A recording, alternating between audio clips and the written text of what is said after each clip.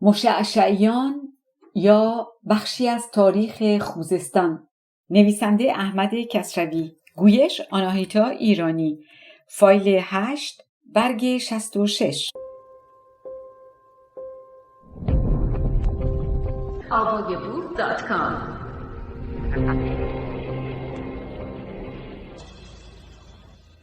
چیزی که هست، بنیاد این شادوروان با کندی جوی مسروقان که نام پیشین رود گرگر است یک کار بیش نمیتواند بود و بیگمان شادوروان را جز به جهت رود مسروقان گرگر بنیاد نگذاردند. چه شادوروان بندی بیش نیست و بند جز در برابر یک جوی سودمند نمیتواند بود. پانوشت برگ 66. با آنکه امروز این را پل شادوروان مینامند، ولی پیداست که تا زمان فتحعلی خان که داستان ساخته شدن پل به دست او به زودی خواهد آمد، این بنیاد جز یک بند نمی بود، چنانکه پیکره بند و پل شادوروان در زمان آبادی آن در برگ پیش نشان می‌دهد بندی بدان باریکی که آب از رویش روان بوده نمی‌توانسته کار پل را کند. ویراینده بازگشت به متن. از اینجا پیداست که پدید آورنده جوی مسروقان یا گرگر با بنیاد گذارنده شادروان جز یک تن نبوده.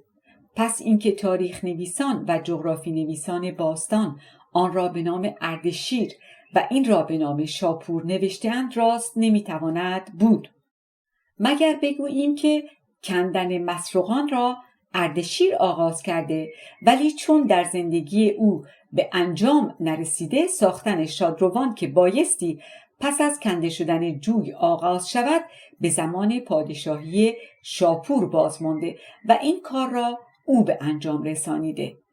این نکته را هم باید دانست که در زمان ساسانیان و در قرنهای نخست اسلام شاخه شرقی کارون که گفتیم در آن زمان مسروقان نامیده می شده، چنان که در کنار شوشتر از شاخه دیگری جدا می شده، همچنان تا آخر خاک خوزستان جداگانه روان بوده و در دهنه جداگانه به دریا می ریخته.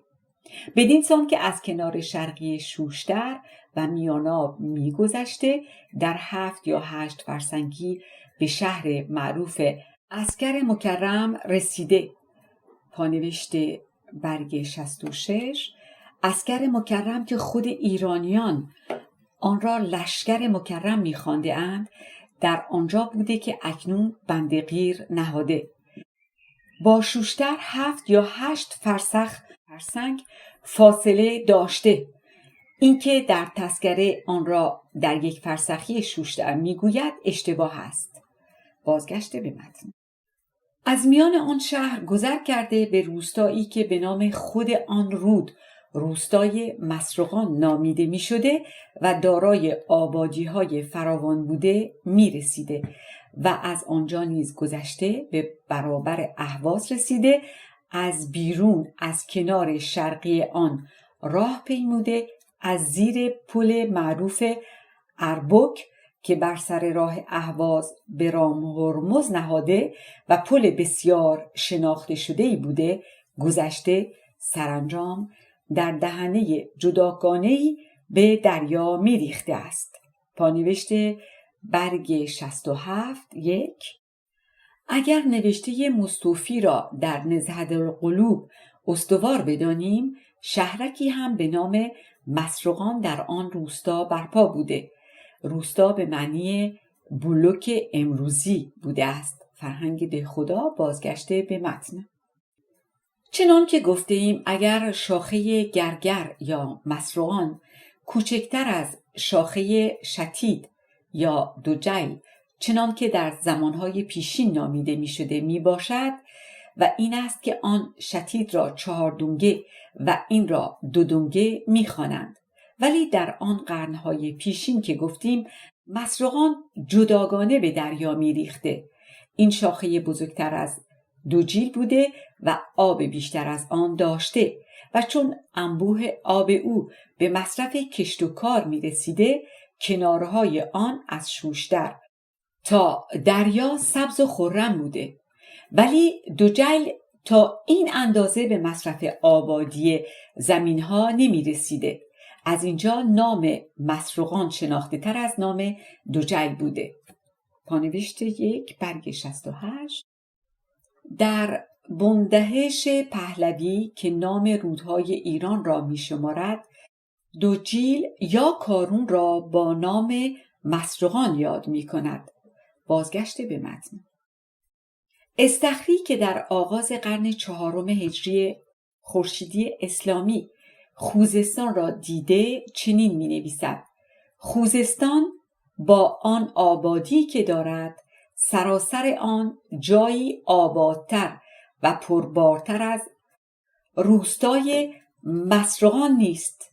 اگر نوشته برخی مؤلفان را استوار دانسته ساختن بند تاریخی اهواز را نیز از اردشیر بابکان بدانیم، چنان که کندن مسروقان را از او دانستیم، باید گفت یکی دیگر از جهتهای کندن مسروقان نگهداری بند اهواز از زور و فشار سیلهای بنیاد افکن بوده، بدین سان که خواستند بخش انبوه آب از جوی مسروقان روان گردیده، در جوی نخستین رود بستر اصلی که به بند اهواز میرسد آب کمتر باشد تا به هنگام بهار و پاییز که سیلهای بنیاد افکن برمیخیزد زور و فشار آن به بند بیش از اندازه نباشد. پانوشت برگ 68-4 در کتاب دیگر تاریخ 500 ساله خوزستان از شهر اهواز و تاریخچه آن سخن رانده ایم. اینکه نوشته های آن مؤلفان را استوار نمیگیریم از اینجاست که آبادی شهر اهواز بسته به بودن بند بوده و بی آن نتوانستی باشد و این بوده که چون بند شکسته شده شهر هم ویران گردیده. پس باور کردنی نیست که بند را اردشیر بنیاد نهاده باشد مگر بگوییم آبادی شهر نیز از زمان او آغاز شده، در حالی که آبادی شهر را از زمانهای باستان تر نوشته‌اند. شاید اردشیر بند را آبادتر و استوارتر گردانیده. بازگشت به متن. کنون باید دید کی بوده که مسروقان از دریا بریده شده و راه خود را عوض کرده که امروز در نزدیکی بند قیر به شاخه شتید می پیوندد.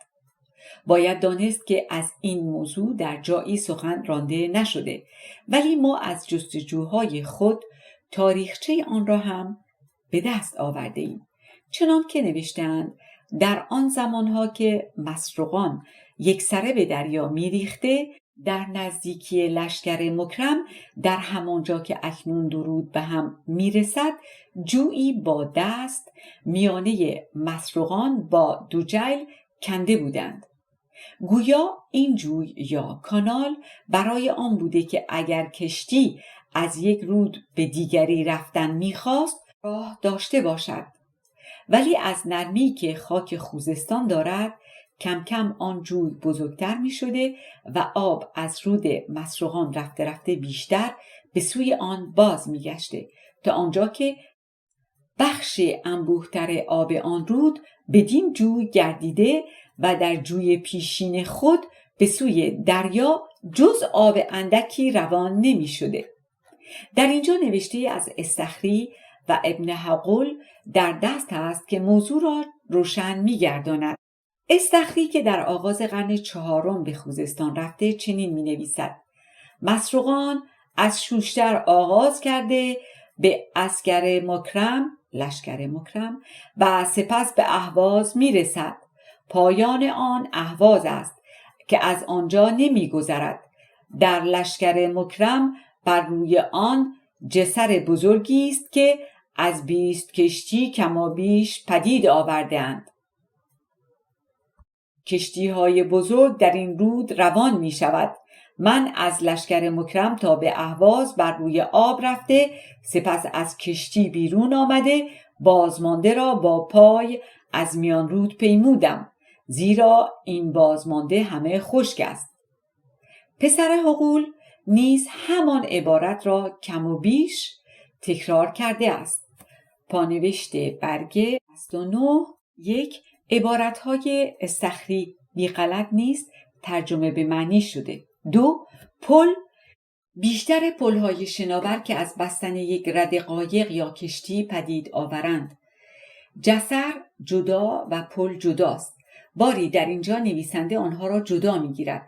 چگونگی آنکه جسر را به گذرگاهی که از بستن کشتی‌ها یا قایق‌ها به هم پدید می‌آید می‌گوید، ولی پل آن است که از پایه‌ها و چشمه‌ها با مصالح ساختمانی می‌سازند. جمله زیر در کتاب تاریخ 500 ساله خوزستان این جدایی را نشان می‌دهد. منوچهر سپاهیان را بر آن واداشت که بر جویها و آبهای فراوانی که در پیرامون فلاحیه است پلها ساخته و جسرها ببندد. چنان که دیده می شود پلها را می سازند ولی جسرها را می بندند. درست است که جسر را امروز در عربی به هر دو معنی پلهای بزرگ یا سازه‌ای و شناور یا رده قایق‌ها که به هم بسته شده اند به کار میبرند، ولی این یقین است که آنچه در شوشتر بر روی شادوروان شاپور ساخته شده همیشه نام پل داشته. از ویراینده برگ 69 پانوشت 3 از شگفتی هاست که ابن حقول که به فاصله اندکی از استخر به گردش برخاسته در بسیار جاها همان عبارتهای استخری را می آورد و از اینجا اعتبار گفته های ابن حقول پسر حقول بسیار اندک است و می توان گمان برد که او خود به خوزستان نرفته و به دزدیدن نوشته های استخری بس کرده. بازگشت به متن. این نوشته اگر به بیرونش نگریم شگفت آور است، زیرا چگونه توانستی بود که رود بزرگی که کشتی رو بوده در میانه خشک شود؟ آیا کشت‌های پیرامون مسروقان تا به این اندازه بیش بوده که همه آب رود به مصرف آن برسد؟ آیا این را میتوان باور کرد؟ از این گذشته ما میدانیم هنگامی مسروقان راهش را تا دریا میکشید و انبوه آب آن به دریا میریخته، پس کنون چگونه در میان خشک میشده؟ پس این نوشته معنایی جز آنچه ما گفتیم ندارد. چنان که گفتیم در میان دو شاخه کارون در نزدیکی لشکر مکرم جویی کنده شده بوده که بخشی از آب مسروقان به دو جیل میریخته و کم کم آن جوی ژرف‌تر گردیده که بخش بزرگی از آب مسروقان را به خود میکشیده و جز بخش اندکی از آن از جوی دیرین روان نمی شده و این اندازه هم به مصرف آبیاری باغها تا 6 فرسنگی لشکر مکرم می رسیده و آب از 6 فرسنگی بیشتر نمی رفته و این بوده که جوی از 2 فرسنگ مانده به شهر اهواز تا آخر آن خشک بوده. پانوشت برگ 70 استخری و پسر حقول هر دو نوشته اند که هرچه آب به جوی دیرین در می آمده به مصرف آبیاری باغها می رسیده و این است که پس از 6 فرسنگ به خشکی می انجامیده. از شگفتی هاست که ابن حقول چون کمی آب را در این جوی و خشکی آن را می نویسد می گوید چون این هنگام آخر ماه بود و ماه رو به کاستن داشت آب به جهت جزر و مد کم گردیده همه جوی را پر نمی کرد، زیرا جزر و مد با فزونی ماه کم و بیش می شود.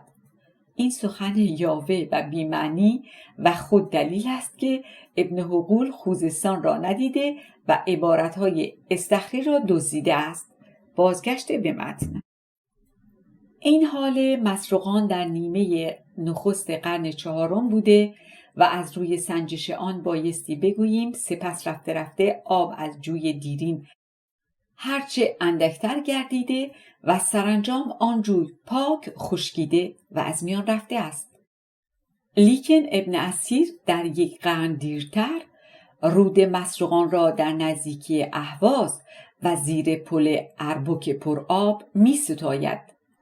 چه او در حوادث سال 443 چون جنگ بهاءالدوله دیلمی را با پسر واصل یاد کرده میگوید بهاءالدوله پل اربک را شکسته آب را در میانه خود و پسر واصل حاجز گردانیده. چنان که گفته ایم پل اربک در جنوب اهواز بر سر راهی که از آن شهر به رام هرمز می رفته بوده و رود مسروقان از زیر آن می گذشته.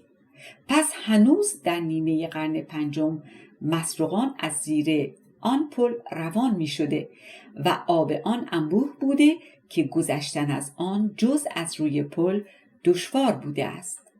باید گفت پس از آنکه آن رود جوی دیرین خود را از دست داده و انبوه آب آن از جوی کنده شده در نزدیکی لشکر مکرم به دوجیل می پیوسته، چنان که استخری و پسر حقول نوشته اند، بار دیگر آن را به جوی دیرین بازگردانیده بودند که در نیمه قرن پنجم این جوی پر از آب می شده و بی گفتگوست که این بازگردانیدن به دستیاری بندی بوده است.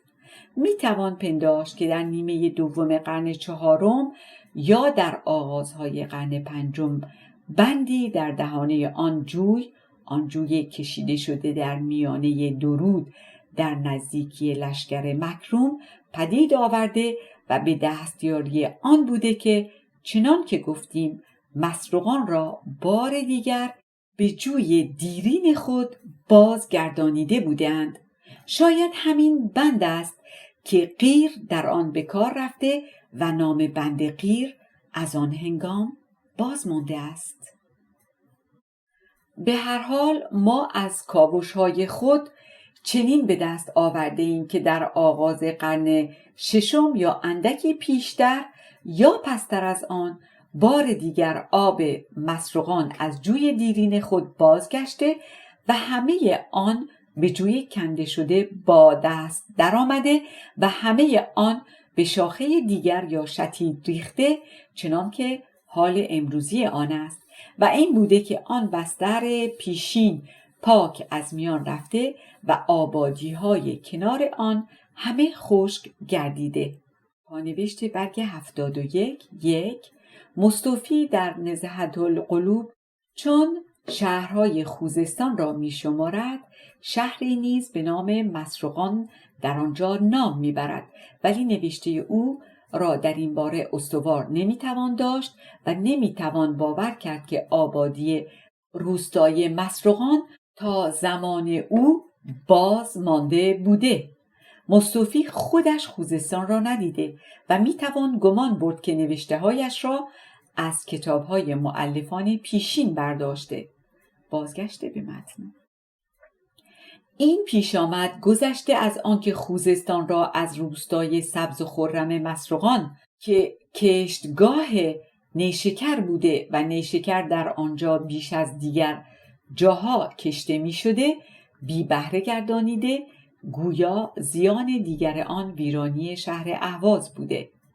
زیرا چنان که از اهواز در کتاب دیگری گفتگو کرده ایم، علت عمده ویرانی آن شهر شکستن بند اهواز بوده و گویا علت بزرگ شکستن بند اهواز نیز از همین داستان برگشتن مسروقان از جوی دیرین خود بوده که در نتیجه آن همه آب در یک شاخه گرد آمده و فشار و زور آن 3 برابر گردیده، به ویژه در هنگام سیل‌های بهاری و از اینجا بند تاب نیاورده و در شکسته و از شکستن او آبهایی که به درون شهر روان بوده از جویها افتاده و شهر بی آب گردیده و ناگزیر روی به ویرانی نهاده است. پانوشت برگ 71 در این بخش از نوشته ها از کتاب های استخری و ابن حقول و تاریخ ابن اسیر و انساب سمعانی و نزهة القلوب از مستوفی و معجم البلدان سودجویی شده. بازگشت به متن. برگ 71 2:20 بند میزان دهنه مسروقان. از آنچه که تا اینجا گفتیم دانسته شد مسروقان که امروز گرگر یا دودانگه نامیده می شود جوی یا کانالی است که با دست درآورده‌اند و خواستشان این بوده که از شوشتر تا دریا تا بتوانند آب رود را به مصرف آبیاری کشتزارها رسانند. شاد و روان هم بندی است که در پیشاپیش یا در برابر آن جوی در دهنه شتید بنیاد نهادند و خواستشان آن بوده که به دستیاری آن آب را بالا آورده به سوی مسروقان بازگردانند. ولی چنان که گفتیم کنون بندی هم در دهانه خود مسروقان برپاست که بند میزان نامیده می شود و این بنیاد اگرچه یادگار محمد علی میرزای دولت شاه پسر فتحعلی شاه است ولی بی گفتگوست که قرنها پیش از آن بندی در آنجا برپا بوده و چون شکسته شده دولت شاه همان را دوباره ساخته. تاریخچه بندسازی محمد علی میرزا را در جای دیگر نوشته ایم. در اینجا می خواهیم بدانیم آن بند نخست، آن بندی که شکسته بوده و محمد علی میرزا آن را دوباره ساخته از کی بنیاد یافته و چه خواستی از آن در میان بوده، این را روشن گردانیم. باید دانست که در این باره هیچ گونه آگاهی در کتاب‌ها نیست ولی ما در آن باره هم چیزهایی دریافته ایم. این بیگمان است که آن بند را بسیار دیرتر از زمان کنده شدن جوی مسروقان و بسته شدن بند شاد و روان پدید آورده‌اند، چه در آن زمان نیازی به چنین بندی نبوده. می توان گفت که چون جوی مسروقان کنده شده و آب به آن سو روان گردیده از نرمی که خاک خوزستان دارد در آنجا نیز رفته رفته بستر آب ژرف‌تر گردیده و از این رو آب به اینجا بیش از اندازه که خواسته می شده روان گردیده و این کار دو زیان داشته. یکی آنکه آب در شاخه دجیل یا شتید کمتر شده و جویهایی که از آن شاخه در نزدیکی اهواز یا در جای دیگر برای آب دادن به باغها و کشتزارها جدا کرده بودند بی آب شده. دیگر اینکه جویداریان یا دشتوا که نامش برده گفتیم در نقطه جداگاه شتید و گرگر درآورده شده و آب از آن جوی به درون شهر و به زمینهای میاناب برده می شده از آب تهی گردیده. از این جهت بوده که ناچار شده اند در دهنه مسروقان یا گرگر نیز بندی سازند، چنان که در دهنه دجیل ساخته شده بوده تا آب به هر یکی از دو شاخه رود از روی اندازه روان باشد. گویا از همین جهت بوده که یک شاخه را که شتید باشد 4 دانگه و شاخه دیگر را که گرگر باشد 2 دانگه نامیده اند. پانوشت برگ 73 در نقشه شماره 5 شهر شوشتر و 2 شاخه شرقی و غربی کارون دیده می شود. اندکی بالای جداگاه این 2 شاخه یک خط سفید ستبری دیده می شود که همانند تصویر برگ 72 است. آن بند میزان می باشد. در سوی چپ بالا 2 نشان مهره دژ شطرنج هست که بالایی جای پل شاد و روان را نشان می دهد و پایینی جایی را نشان می دهد که جوی دایرون کرک یا جوی داریان از کارون جدا شده به میان شهر در می آید. ویراینده بازگشته به متن. زیرا آب آن یکی 2 برابر آب این یکی بوده. در حالی که پیش از آن چنان که گفتیم آب این یکی مسروقان یا گرگر بیشتر می بوده، چنان که این سخن را نوشتیم، باز از همین جهت بوده که آن را بند میزان نامیده اند. به هر حال از زمان ساخته شدن این بند دوم و از سازنده آن آگاهی در دست نیست. از کتابها تنها این به دست می آید که علی یزدی در ظفرنامه که داستان سفر تیمور لنگ را به خوزستان نوشته، 2 شاخه کارون را با نامهای 4 دونگه و 2 دونگه یاد می کند و از اینجا پیداست که بند میزان بند دهنه گرگر بوده، پیش از آن زمان ساخته شده بوده است. تا اینجا آنچه می‌خواستیم از چگونگی رود کارون در نزدیکی شوشتر و از بنیادهای بزرگ و تاریخی آن نوشتیم. اگر هم بخواهیم گفته‌های خود را با زبان روشن‌تری تکرار کنیم، باید بگوییم هنگامی که اردشیر بابکان جوی مسروقان یا گرگر را با آهنگ افزودن به آبادی کیسارها و باغها پدید آورده، چون دوجیل یا شتید یا بهتر گوییم همان بستر دیرین رود بی اعتدالی می کرده و بیشتر آب را به سوی خود می کشیده، برای جلوگیری از بی اعتدالی آن خود اردشیر یا پسرش شاپور بند شادوروان را در دهانه آن پدید آورده که در نتیجه آن کار بخش بیشتر آب به مسروقان بازگشته. ولی پس از زمانی که این بستر نوین ژرف‌تر گردیده، این بار این یکی بی اعتدالی آغاز کرده و بخش انبوه آب را به سوی خود کشیده. این بوده که برای جلوگیری از این بی اعتدالی نمیدانیم در چه زمانی و با دست چه کسانی بندی نیز به نام بند میزان در دهانه مسروقان یا گرگر پدید آورده شده و این بار چنان کرده اند که 2 بخش آب به شاخه شتید و 1 بخش آن به شاخه گرگر درآید. در نتیجه این کارها دهانه های هر 2 شاخه دارای بند گردیدند. بند آن یکی شادوروان و بند این یکی بند میزان. این سخنها را ما با این درازی به این جهت آوردیم که در جای دیگری نوشته نشده. از این سو ما نیز برای گفتگو از داستان پلسازی فتحعلی خان و اشتباهی که از او رخ داده نیاز به نوشتن آنها داشتیم. اکنون به سر سخن خود می رویم. پایان این بخش در برگ 74. کتابخانه گویای آوای بوف پیشکش می کند. نام کتاب مشعشعیان، بخشی از تاریخ خوزستان.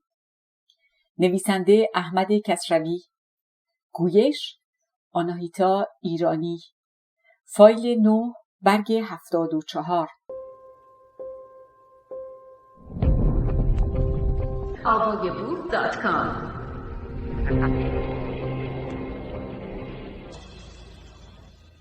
2:21 ساخت فتحعلی خان پل شوشتر را. از آنچه گفتیم دانسته شد که شوشتر را از 3 سو شمال، شرق و غرب آب فرا گرفته و چنان که در نقشه ها پیداست، کسانی که از راه بختیاری که در شمال شوشتر است به خوزستان میرسند، اگر بخواهند به شوشتر درآیند، رود شتید در جلوی آنان نهاده شده که باید از آن رود بگذرند. نیز کسانی که از شوشتر روانه بختیاری یا دسفول و لرستان میشوند همان حال را دارند. آنچه از تاریخ ها پیداست، در زمانهای باستان و در قرنهای نخست اسلامی پلی بر روی این رود نبوده و کاروانیان با کشتی یا کلک یا به وسیله دیگری از رود می‌گذشتند.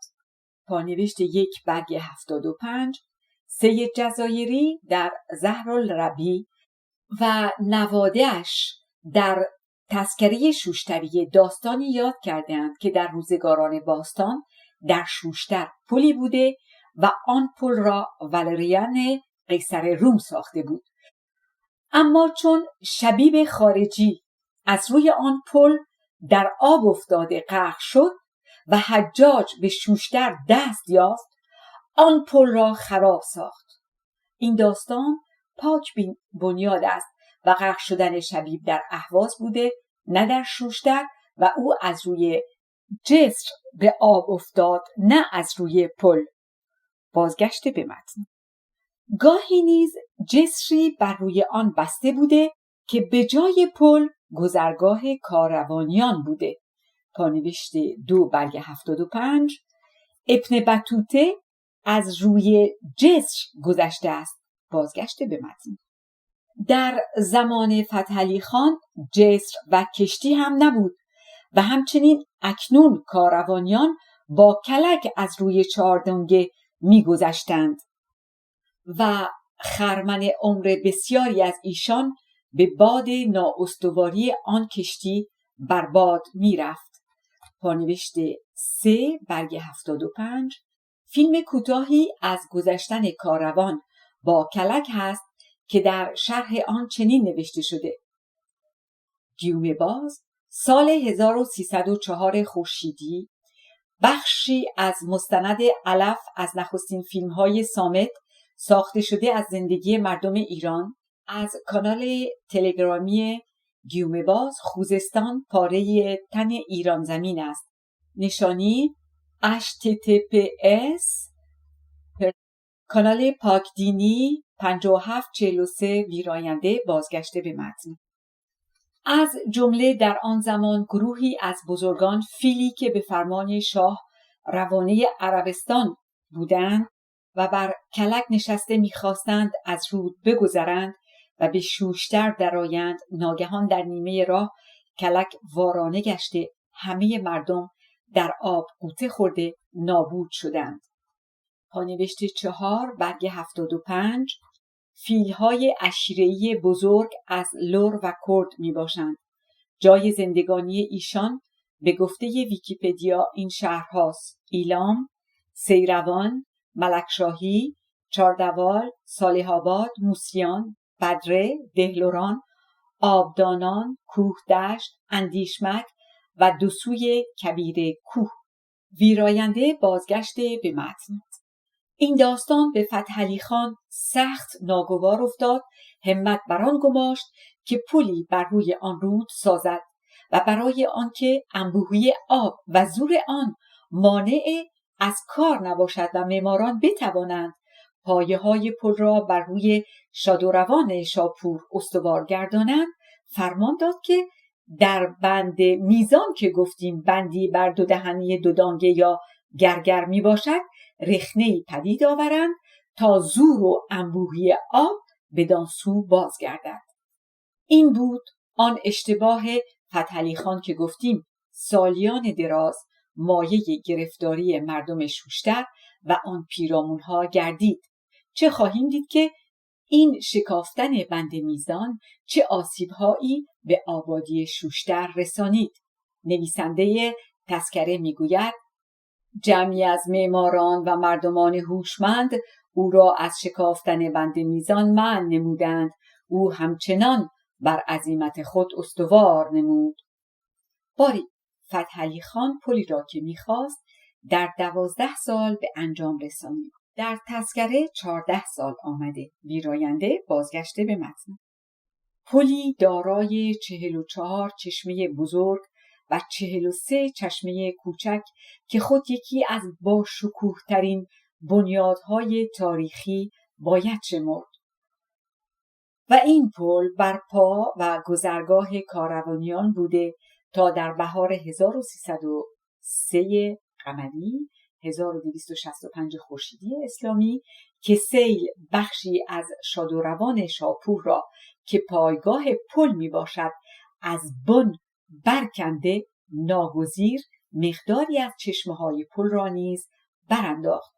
پانوشت 2 برگ 76 فیلمی در این باره در اینترنت هست که از نشانی زیر می توانید ببینید.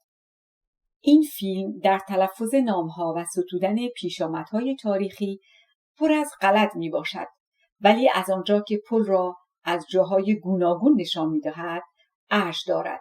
ویراینده.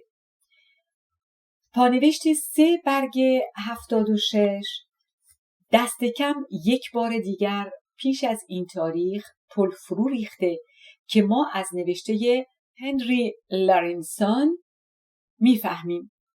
رالینسون افسر و دانشمند انگلیسی که خط میخی را برای نخستین بار خواند، در سفرنامه‌اش فرو ریختن این پل را در سال 1247 قمری اسلامی چنین آگاهی می‌دهد: گیومه باز پل شوشتر به علت طغیان آب رود در زمستان 1832 میلادی فرو ریخت و تا زمانی که در آنجا بودم هیچ کاری برای تعمیر آن پل نشد. به هر حال ما ناچار بودیم افراد و توپخانه را به وسیله کلک از روی رودخانه عبور دهیم. از سفرنامه رالینسون، ترجمه امان الهی بهاروند، تهران، انتشارات آگاه، 1362 برگ 90. ویراینده. بازگشت به متن.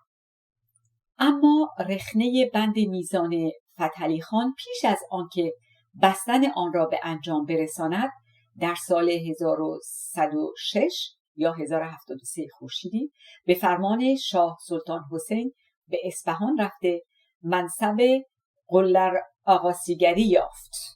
در همان سال سیل بنیان کنی آمده آن رخنه را هرچه فراختر ساخت و آب از جوی داریان افتاده روستای میاناب که کشتزار مردم شوشتر و دارای بسی آبادی ها بود بی آب ماند و آبادی ها رو به ویرانی نهاد. نیز در پایینتر از بند میزان بر کنار شهری بندی به نام بند مقام بود و این بند را برای آن ساخته بودند که آب را چند ذره بالا بیاورد تا مردم بتوانند با چرخاب آب بالا کشیده به شهر روان سازند یا باغ‌هایی پدید آورند و در کنار این بند در این سو و آن سوی رود چرخاب‌های بسیاری به کار گذارده بودند که آب برای شهر می‌کشیدند و باغ‌هایی در آن نزدیکی‌ها آباد ساخته بودند.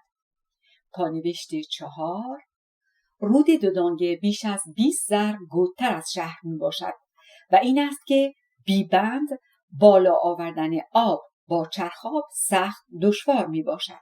بازگشت به متن. پس از شکستن بند میزان که آب در دودانگه انبوه گردید، این بند تاب نیاورده بشکست که اکنون نشانه های آن نمایان است و از شکستن آن چرخاب‌ها از کار افتاده، باغ‌ها خشک گردید، شهر دچار بی‌آبی شد. نویسنده تذکره میگوید این مقدمات ابتدای خرابی شوشتر بود. بازمانده داستان شوشتر و کارون را در جای خود خواهیم گفت. کنون به داستان مشعشعیان برمیگردیم. برگ 77 222 مولا حیدر. سیدعلی خان در سال 1056 به درود زندگانی گفت: چنان که گفتیم او را پسران بسیار بود.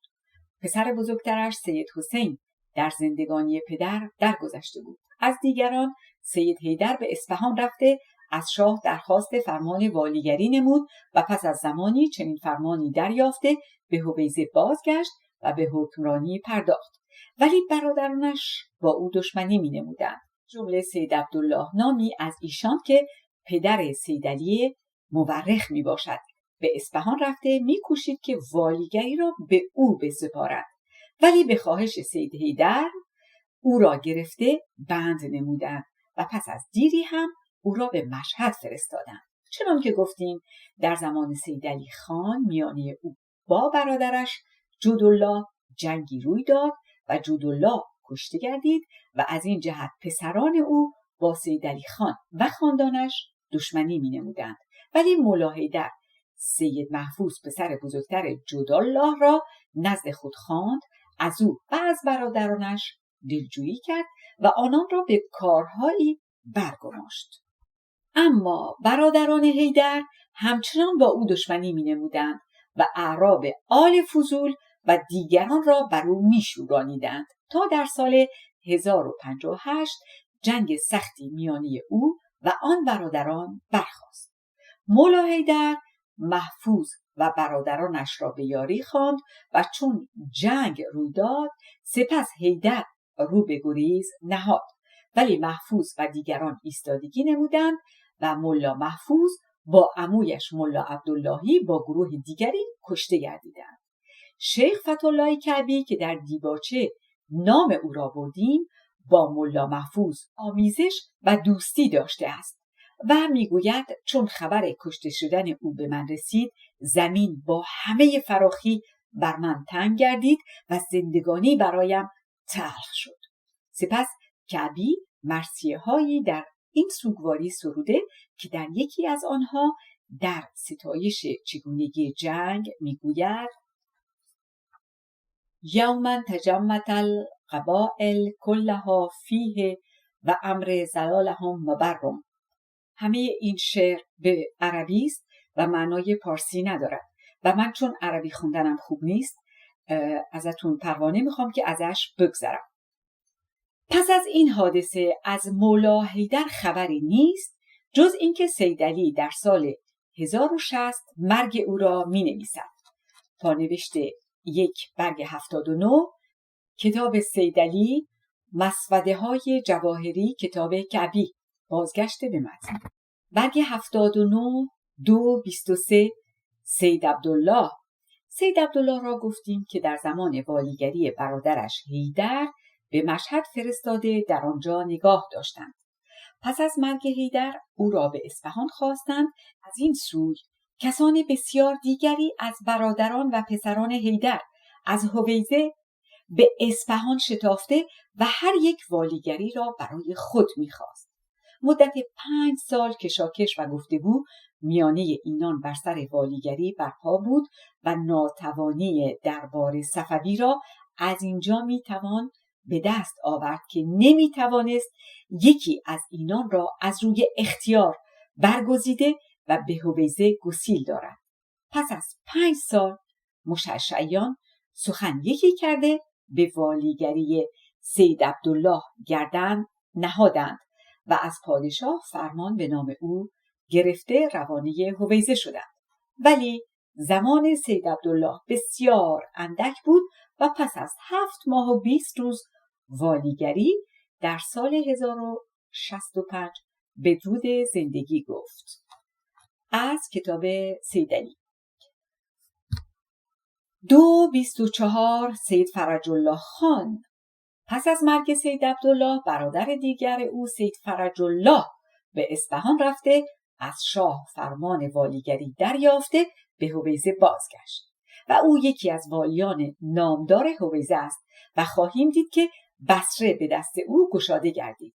سیدعلی که ما کتاب او را در دست داریم پسر سید عبدالله و برادرزاده سید فرج الله بوده. او بارها به اصفهان آمده و نماینده فرج الله بوده و سالها در اصفهان به سر داده. ولی در زمانهای آخر که به هویزه بازگشته بود میانه او و فرج الله سردی و دشمنی پدید می آید و یک بار هم جنگ با هم می کنند. از حادثه هایی که سیدعلی از زمان درنگ خود در اصفهان می نگارد اینکه سید فرج الله در هویزه بنای سکه زدن گذارده محمدی سکه می زند. می گوید یک بار 500 تومان و یک بار 1500 تومان از پول که سکه می کرد به اصفهان می فرستاد که در آنجا رایج شود. محمد ابن عبدالحسین نوکر سید که پول را آورده بود قدری از آن را صرف نموده، هنوز قدری از آن مانده بود که باقر سلطان زراباشی آگاهی یافت. چون سید در این باره اجازه از دربار شاه نداشت، زراباشی محمد را گرفته فرمان داد که حجره او را مهر نمایند. من به شتاب کسی فرستادم تا بازمانده پور را از حجره بیرون آوردند. چون این خبر به گوش پادشاه رسید، فرمان داد که محمد را بکشند و سید فرج الله هم از والیگری معزول باشد. من تلاش بسیار کردم با میانجیگری اصلان خان که در آن هنگام قلر آقاسی بود محمد را رها کردند و والیگری سید فرج الله پایدار ماند. درباره سکه زدن مشعشعیان باید دانست که از پیشینیان ایشان سکه دیده نشده. اگر هم زده‌اند ما ندیده ایم. اما از پیش از فرج الله سکه هایی دیده شده. از جمله من سکه هایی به تاریخ 1805 در دست خود دارم که در یک روی آن در کناره عبارت لا اله الا الله محمد رسول الله و در میان عبارت علی ولی الله و در روی عبارت دیگر ضربه هویزه و ارقام 1805 آشکارا خوانده می شود. پانوشت 2 برگ 80 باید دانست که رقم به شکل 185 است، ولی یقین است که مقصود 1085 می باشد و در آن زمان از این گونه اشتباهات درباره ارقام هندسی و جای گذاردن صفر فراوان بوده. بازگشت به متن. پس از اینکه سید علی میگوید فرج الله اجازه سکه زدن نداشت، همانا خواستش آن نیست که هرگز نمیتوانست سکه بزند، بلکه میخواهد بگوید بایستی اجازه گرفته سپس به آن کار برخیزد. برگ 81 225 گشادن سید فرج الله بصره را. داستان خاندان دیری را و اینکه ایشان در بصره بنیاد فرمانروایی نهاده بودند در پیش نوشتیم. این خاندان دستان درازی داشت. در سال 1045 یحیی آقا نامی که شوهر خواهر حسین پاشای دیری بود با عثمانیان دست یکی کرده و لشکر بر سر حسین پاشا آوردند و او را از بصره بیرون راندند. پس از دیری یحیی آقا نیز از آنجا بیرون کرده شده بصره باز به دست عثمانیان افتاد. ولی چنان که گفته ایم دولت عثمانی در این زمان سخت گرفتار بوده، آن توانایی که به گوشه‌های دور دست خاک خود رسیدگی نماید نداشت. این بود که در بصره و آن پیرامونها جز نام نشان دیگری از دولت عثمانی نبود و اندکی نگذشت مانع نامی که شیخ عشیره منتفق بود به بصره دست یافته آزادانه در آنجا به فرمانروایی پرداخت. سید علی نویسد گیوم باز چون طاعونی سخت در آن حدود به هم رسید و بسیاری از مردم نابود گردیدند و کسی از بزرگان در آنجا نماند، پس مانع فرصت یافته سراسر آن پیرامونها را به دست گرفت. گیوم بسته. سید فرج الله را با مانع دشمنی در کار بود، زیرا مانع به هواداری سید علی برادرزاده او برخاسته و به همراهی با سید علی لشکر به جنگ سید فرج الله برده بود. از اینجا سید فرج الله آهنگ لشکرکشی بر سر بصره کرد. گویا به خواهش و پیشنهاد او بوده که دربار صفوی نیز با آن آهنگ همداستان گردیده. در سال 1109 شاه سلطان حسین فرمانی به عنوان لشکرکشی به بصره به سید فرج الله فرستاده و حاکم شوشتر و دیگران را از دستگاه خوزستان و آن پیرامونها همراه او گردانید. فرج الله بصره را به آسانی گشاده، قورنه را نیز به دست آورد و از اینجا نام او بلند شد. اما اندکی نگذشت که از دربار ابراهیم خان نامی را به حکمرانی بصره فرستادند و فرج الله این شنیده به هویزه بازگشت. برگ 81 پانوشت 2 کتاب سید علی تذکره شوشتر خلاصی تاریخ العراق للاب انستناس. بازگشت به متن. برگ 82 226 سید هیبت. در این زمان سیدعلی با عموی خود ناسازگاری کرده آرزوی والیگری داشت و با ابراهیم خان دست به هم کرده به دشمنی فرج الله می‌کوشیدند و فرج الله از ایشان نگران بوده با دربار صفوی سرگرانی می‌نمود. در این میان در سال 1078 محمد علی بیگ نامی از دربار فرمان عزل فرج الله را آورده و در نهان مأمور بود که او را دستگیر نماید. فرج الله پیش از رسیدن او چگونگی را شنیده نافرمانی آشکار ساخت. در همان هنگام سید هیبت یا هبه پسر خلف که عموی فرج الله و پیرمرد ناتوانی بود از اصفهان به والیگری هویزه فرستاده شد و چون او آمد فرج الله با پیروان از هویزه بیرون رفته و بنای تاخت و تاراج را گذاشت و از گزند و آزاری خودداری نمی کرد و این شورش سراسر خوزستان را به هم زده اعراب در همه جا به تاخت و تاز پرداختند. پس از دیری فرج الله با شیخ مانع منتفق دست به هم داده و سپاهی آراسته لشکر بر سر هویزه آوردند و آن شهر را گرد فرا گرفتند. سید هیبت یاوری از عشایر آل کثیر و آل خمیس و آل فضول خواسته به جنگ ایشان بیرون آمد، ولی در جنگ شکست بر او افتاده، پیروانش پراکنده شدند و خود او گریخته جان به در برد. پانوشت برگ 82 از کتاب سیدعلی تذکره شوشتر بازگشت به متن. برگ 82 سیدعلی. در این آشوب‌ها و کشاکش میانه سید هیبت و فرج الله خان، سیدعلی خود را به کنار کشیده در بصره نزد ابراهیم خان میزیست و چون خبر آشوب خوزستان به اصفهان رسید در سال 1112 از دربار فرمان والیگری به نام او در آمده و خلعت برای او فرستاده شد و او از بصره به هویزه آمده به حکمرانی پرداخت. خود او می نویسد جیومه باز: پس من به هویزه آمدم و هر یک از خیشان و عموزادگان را تا می توانستم از خود خرسند گردانیدم. جیومه بسته. یکی از کارهای سیدعلی که خردمندی و نیکمردی او را می رساند آنکه پس از در آمدن او به هویزه فرج الله آرام ننشسته به همدستی شیخ مانع اعراب را شورانیده سیدعلی را آرام نمیگذاردند و سپس چون نومید شدند به عراق رفته فرج الله نزد مانع میزیست.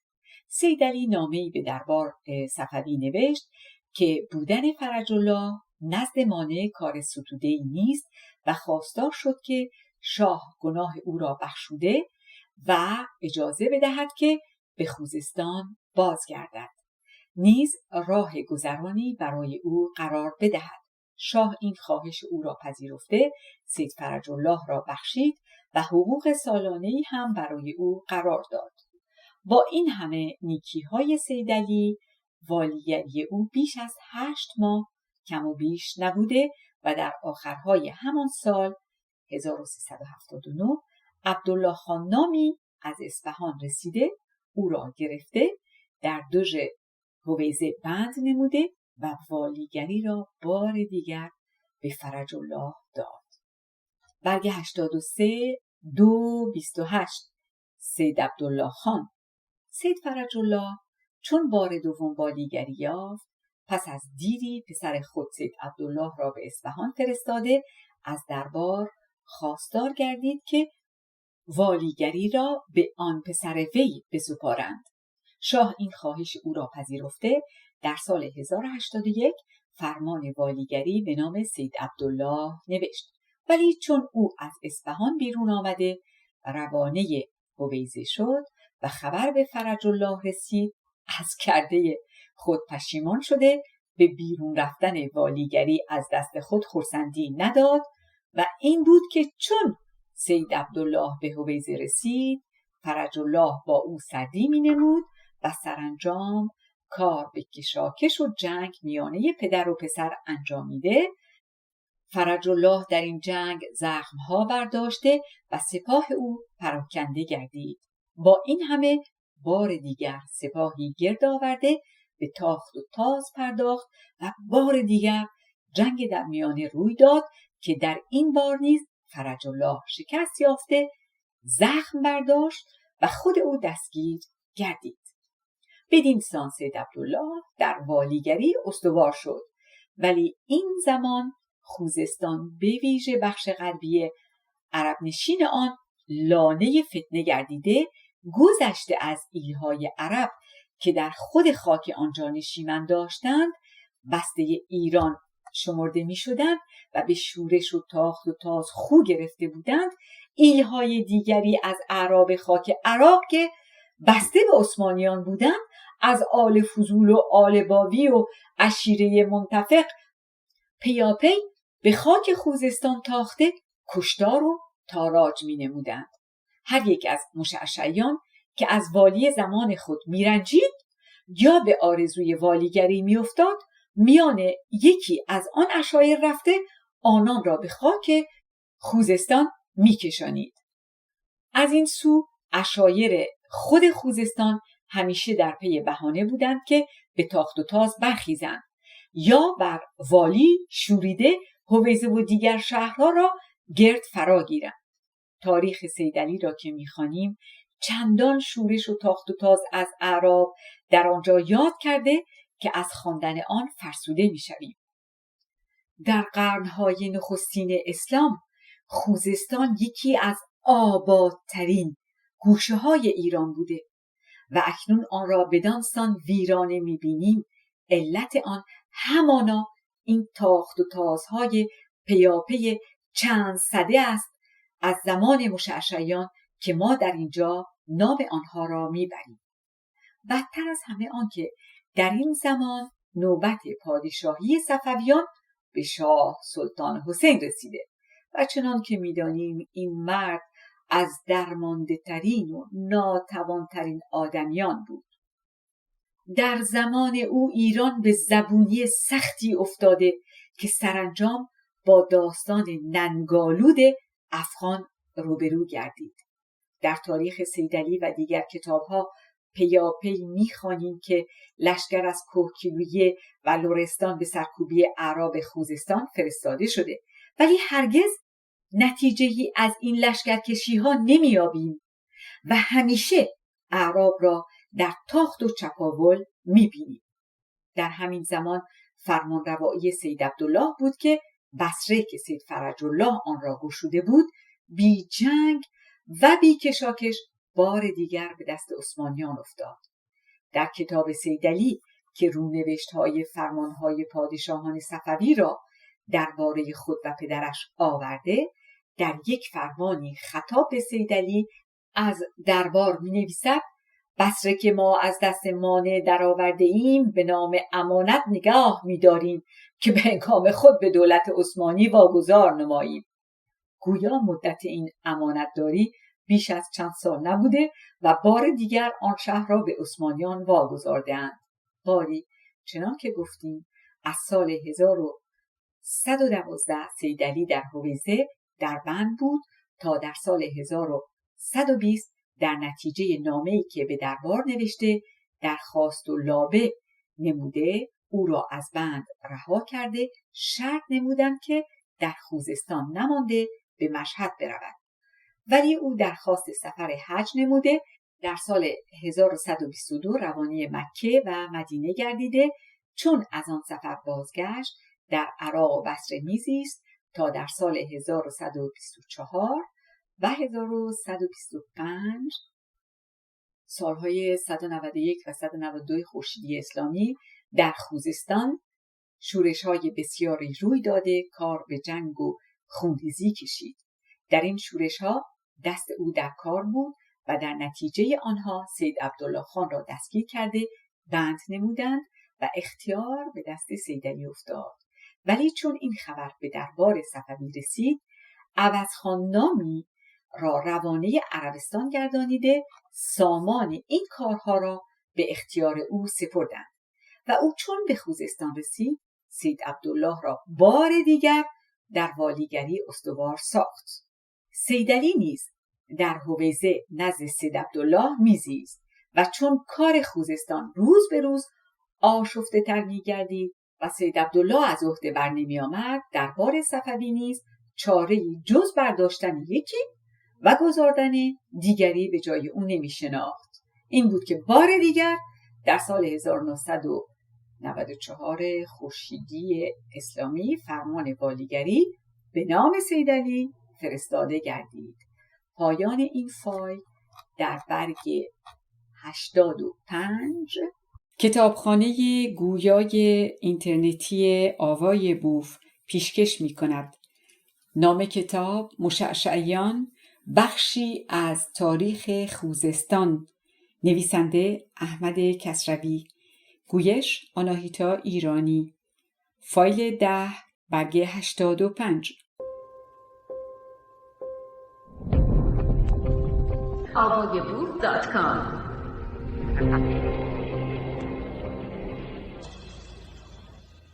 2:29 والیگری سیدعلی بار دیگر. سیدعلی چون به والیگری رسید، این بار سید عبدالله به فتنه انگیزی برخاسته پیاپی اعراب را بر وی میشورانید. کار به آنجا رسید که سیدعلی از فرونشانیدن آن شورش ها درمانده نامه ها به دربار صفوی فرستاده خواستار گردید که لشکر از اصفهان و لرستان به یاری او فرستاده شود.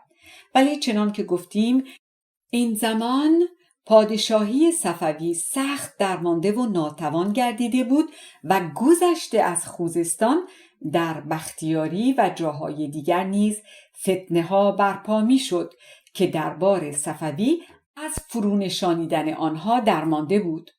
در کتاب سیدعلی نامه های بسیاری را میابیم که او به دربار نوشته و درخواست سپاه کرده و از دربار نوید فرستادن لشکر داده‌اند، ولی پیداست که بر آن نویدها اثری بار نشده. زیرا از همان کتاب پیداست که در سال 1909 در سراسر خوزستان فتنه و شورش برپا بوده و فتنه انگیزی سید عبدالله میدان را بر سیدعلی تا آنجا تنگ ساخته که خود هویزه نیز در محاصره اعراب بوده. چون سیدعلی از لشکر فرستادن دربار صفوی نومید شده بود، دست به دامن عثمانیان زده و از پاشای عثمانی یاوری خواست که در آخر کتاب او نامه‌هایی از پاشا درباره سپاه فرستادن به خوزستان به یاری مردم هویزه دیده می شود. و چون کتاب سیدعلی در اینجا به پایان می رسد، پایان کار این سختی ها و دشواری ها دانسته نیست. در اینجا بار دیگر رشته های تاریخ خوزستان بریدگی ها پیدا می کند و تا آنجا که ما جستجو کرده ایم پایان داستان این گرفتاری های سیدعلی و دخالت عثمانیان در کار خوزستان دانسته نیست. چیزی که هست، نویسنده تذکره شوشتر در سال 1132 ماهی یا قمری یا 1099 خورشیدی اسلامی سید محمد پسر سید عبدالله خان را والی هویزه نام میبرد و از گفته های او پیداست که بار دیگر سامانی در کارهای هویزه با دست سرکردگان ایرانی پدید آمده و عبدالله خان نامی از نوادگان و خشتوخان از جانب دربار صفوی با سپاه در دژ هویزه نشیمن داشته و پشتیبان سید محمد خان والی هویزه بوده و چون در آن سال در شوشتر شورشی روی داده، عبدالله خان چند روزی از هویزه به شوشتر آمده و آن شورش را خوابانیده و بار دیگر به هویزه برمیگردد. همانا در آن شورش های میانه سید عبدالله و سیدعلی، سید محمد پسر سید عبدالله داوطلب فرونشاندن فتنه گردیده و از پادشاه صفوی فرمان والیگری دریافته و به همراهی سرکردگان ایرانی به هویزه رفته و آن فتنه ها را فرو نشانده و خیشتن به والیگری نشسته است. برگ 86 2 داستان افغان و خیانت‌های والی هویزه. در اینجا باید زمینه سخن را از خوزستان به اصفهان پایتخت صفویان بکشانیم. اینک در پیشرفت تاریخ خود به سال خونین 1135 ماهی یا قمری 1101 و 1102 خورشیدی اسلامی رسیده با داستان دلگداز افغان روبرو شده ایم و چون در این داستان پای والی هویزه در میان است و چنان که نوشتند در نتیجه خیانت‌های او بود که پایتخت ایران به آن آسانی به دست افغانان افتاد، در اینجا باید به نوشتن آن داستان پرداخته بدانیم کدام یک از والیان بوده که آن خیانت‌ها را کرده. باید دانست که در این باره سند ما نوشته های سر جان مالکام و آن سیاح اروپایی است که 26 سال در ایران زندگی کرده و در همان سال 1135 در اصفهان بوده و آن داستان دلگداز را با دیده خود دیده است. پانوشت برگ 87 او کتابی به لاتین نوشته و در اروپا چاپ نموده. یکی از ترکان استانبول آن را به ترکی ترجمه کرده، نام عبرتنامه بر آن نهاده است. سپس عبدالرزاق دنبلی آن را به فارسی ترجمه نموده که نسخه ای از آن در کتابخانه مدرسه سپهسالار هست. سنی‌الدوله نیز همان را در جلد دوم منتظم ناصری آورده است. بازگشته به متن. اینان خیانت‌های بسیاری به نام خان هویزه یا والی هویزه می نویسند و در سراسر داستان نام او را می برند و چنین پیداست که شاه سلطان حسین دلگرمی بسیاری به او داشته و جز به گفته های او کار نمی بسته. او نیز جز به برانداختن شاه نمی کوشیده است. لیکن اینان نام والی را آشکارا نمی نویسند. تنها در برخی کتابها نام سید عبدالله برده می شود. این سید عبدالله کیست؟ ما در پیش نام سید عبدالله پسر سید فرج الله خان را بردیم که در سال 1314 والی گردیده 10 سال بیشتر حکمرانی داشت، ولی چنان که دیدیم پس از او سید علی والی گشت. سپس هم در سال 1132 سید محمد خان پسر همان سید عبدالله را والی دیدیم. با این حال دور است که بگوییم دوباره او به والیگری بازگشته. پس این سید عبدالله کدام است؟ نامه هایی به عربی در دست ماست که پیداست از دربار صفوی به والیان هویزه نوشته شده و یکی از نامه ها برای سید عبدالله ابن مولی حبت الله است که به عنوان تهنیت والیگری نوشته شده و از اینجا پیداست که در آن زمان آشفتگی این مرد هم به والیگری گمارده شده و چون در این داستان نام سید عبدالله برده می شود، گمان بیشتر آن است که همان باشد.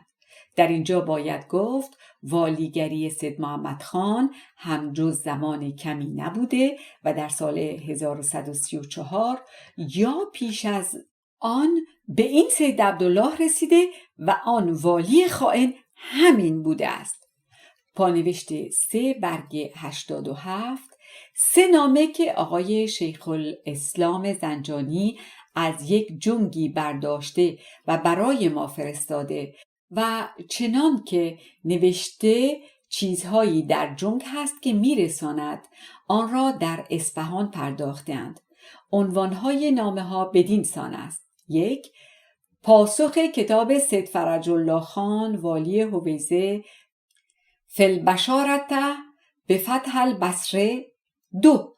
ما كتب في تبریک ایالة السید الخان والی هویزه.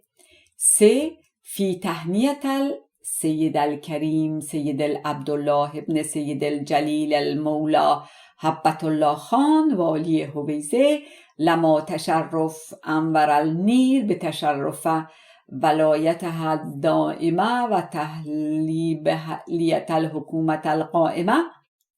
در این عنوان سوم کلمه الله پس از کلمه عبد از خامه آقای شیخ الاسلام افتاده بود، ما افزودیم. بازگشت به متن. باری در آن داستان افغان نخست خیانت والی هویزه این بود که در سال 1134 که هنوز افغانها در کرمان بودند، شاه او را از هویزه خواسته با 5000 سوار روانه کرمان کرده بود و او در اثنای راه آهنگ افغانان را به سوی اصفهان شنیده با سپاه خود از آنجا بازگشت و هیچ کاری نکرد.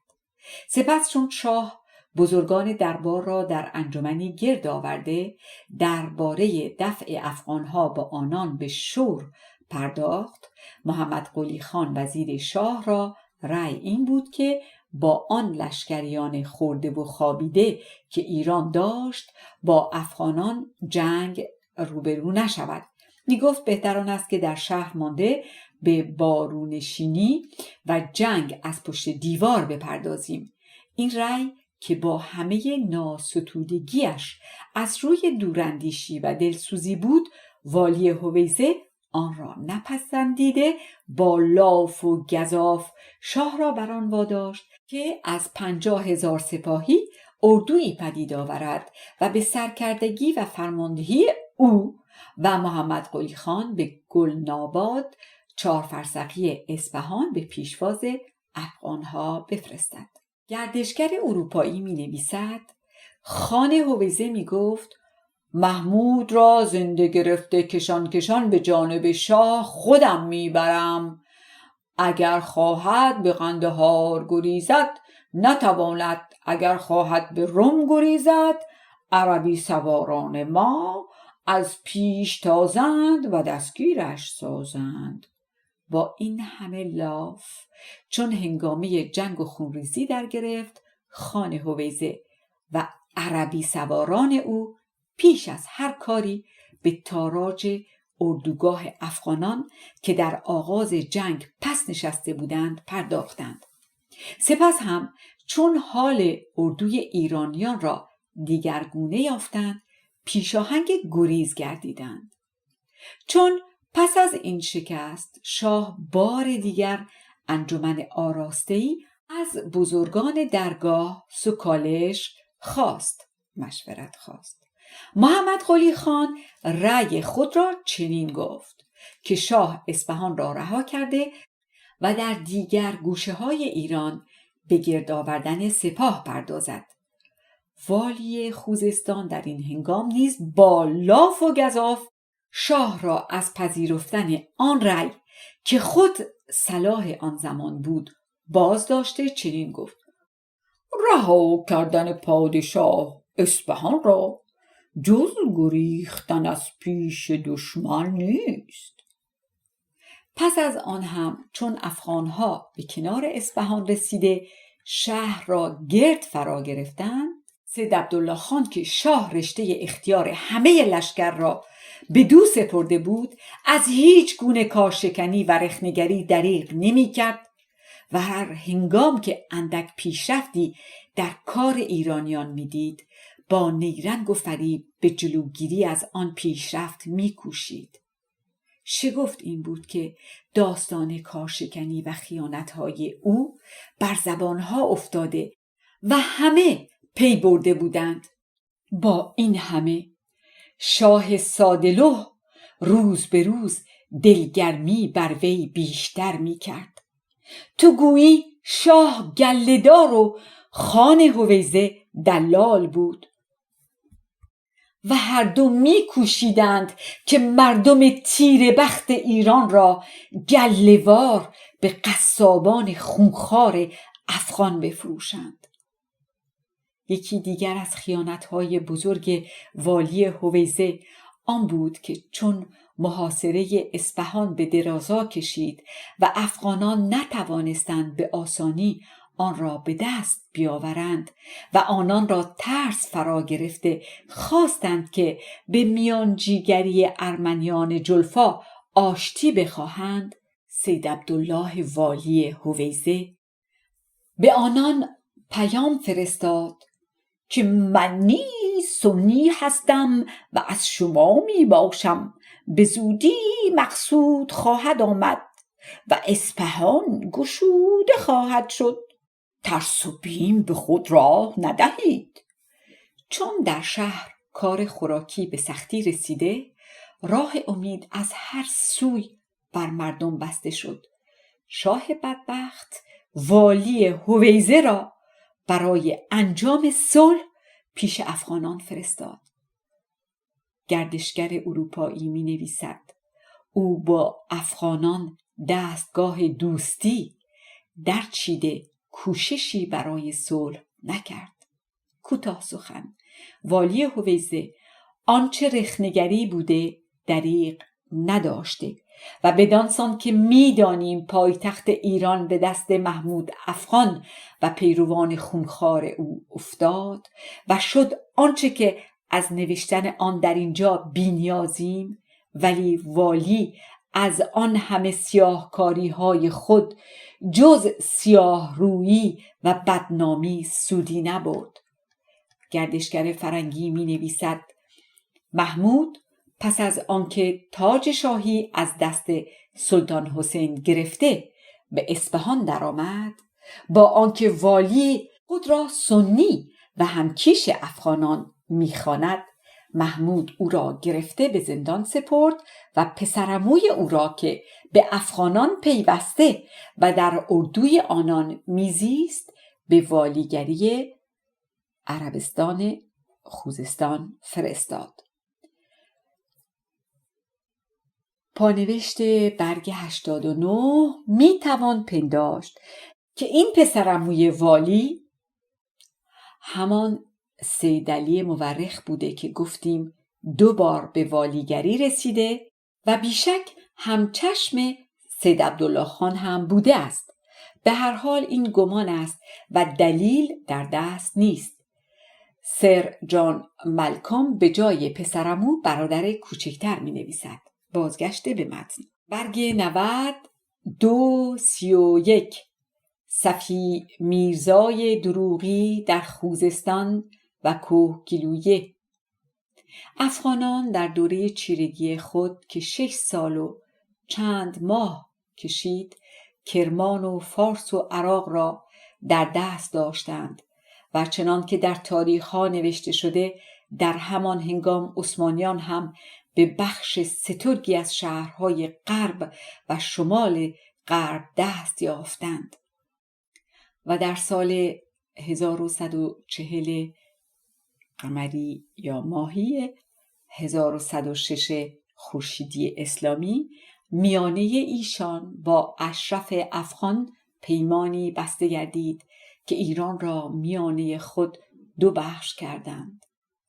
از روی این پیمان خوزستان در بخش عثمانیان افتاده بود، ولی هرگز کسی از ایشان به خوزستان نیامده. این سرزمین از افغانی و عثمانی هر 2 آسوده ماند.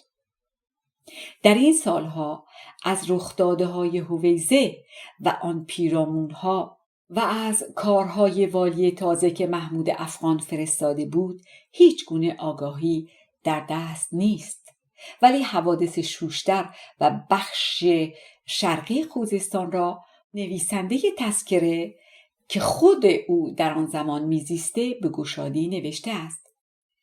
در سال 1135 که اصفهان به دست افغانان افتاده، از آن سوی در قزوین شاه طهماسب دوم به تخت پادشاهی نشست.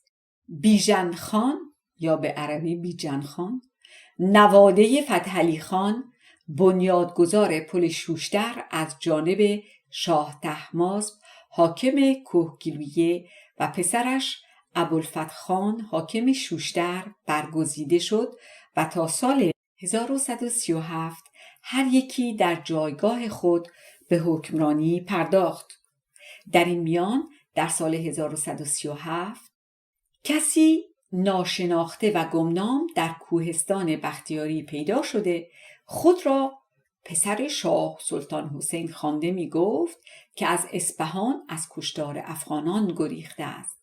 باید دانست که این زمان که در ایران آشوب سخت برپا بود، یکی از دوره‌هایی است که یک رشته شاهزادگان دروغی در این گوشه و آن گوشه پیدا شدند. یکی از آنان همین کس است که داستان او را می نویسیم.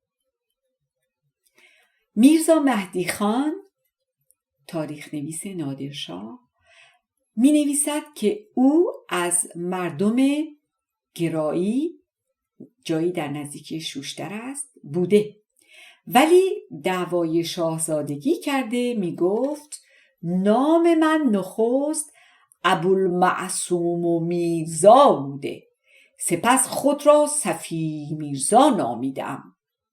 میگوید زنی را از شواهد اصفهان شاهد مدعا کرده به ادعای خواهری در یکی از بلوکات اصفهان گذاشته بود.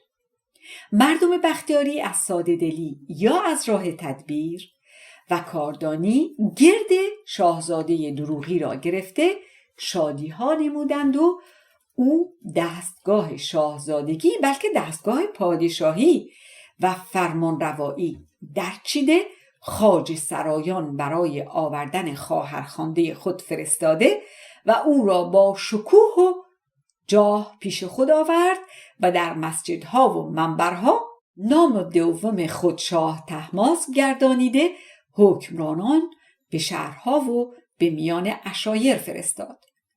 حاکم بختیاری که پیشکار صفی میرزا شده بود، ابوالفتح خان حاکم شوشتر و سرشناسان آن شهر را نیز به خلیل آباد که نشیمن صفی میرزا بوده خواند و ایشان فرمان برداری نموده بدانجا شتافتند و بندگی و پیروی به شاهزاده دروغی آشکار ساختند. لیکن در این میان از شاه طهماسب که در آذربایجان بود فرمانی رسید که دعوای صفی میرزا را دروغ وانموده بود. این فرمان دستگاه صفی میرزا را به هم زده بختیاریان او را گرفته بند نمودند. ابوالفتح خان و شوشتریان هم به شهر خود بازگشتند، ولی دیری نگذشت که بختیاریان دوباره شاهزاده دروغی را آزاد ساخته دستگاه فرمانروایی برای او درچیدند و او با گروهی از پیروان روانه شوشتر گردید. ابوالفتح خان ناگزیر شده با سپاه خود و با بزرگان شوشتر به پیشواز شتافته او را با شکوه و دبدبه به شهر درآورده و در دژ سلاسل جای داد تا پس از چند روز فرصت به دست آورده او را گیرانیده در بند انداخت و دستگاه او را به هم زد. اما مردم شوشتر و دسفول هواخواه صفی میرزا بودند و از این کار ابوالفتح خان برآشفته به شورش برخاستند و شیخ فارس شیخ آل کثیر را به شهر خود خوانده اختیار کارها را به دست او سپردند. آل کثیر از اعرابی است که در زمان مشعشعیان از عراق به خوزستان آمده نخست در بخش غربی آنجا نشیمن داشتند و در فتنه هایی که در آن بخش میانه والیان مشعشعی و دشمنان ایشان برمیخواست شرکت می نمودند، چنان که ما نام ایشان را در بیشتر آن فتنه ها در میانه می بینیم و گویا در آخرهای دوران صفوی بود که آنها به بخش شرقی خوزستان آمده میانه دسفول و شوشتر و اهواز نشیمن گرفتند و از این پس که در شوشتر و دسفول پیوسته فتنه برپا بوده ما نام آل کثیر را همیشه در میان میابیم و تا زمان شیخ خزل که او این عشیره و دیگر عشایر خوزستان را از نیرو انداخت همیشه اینان در کارهای شوشتر و دسفول دست داشتند، به ویژه در کارهای شوشتر که از این سپس لانه فتنه و آشوب بوده و همیشه شیخهای آل کثیر با شورشیان آن شهر یکی بوده و در آشوبها دست داشتند.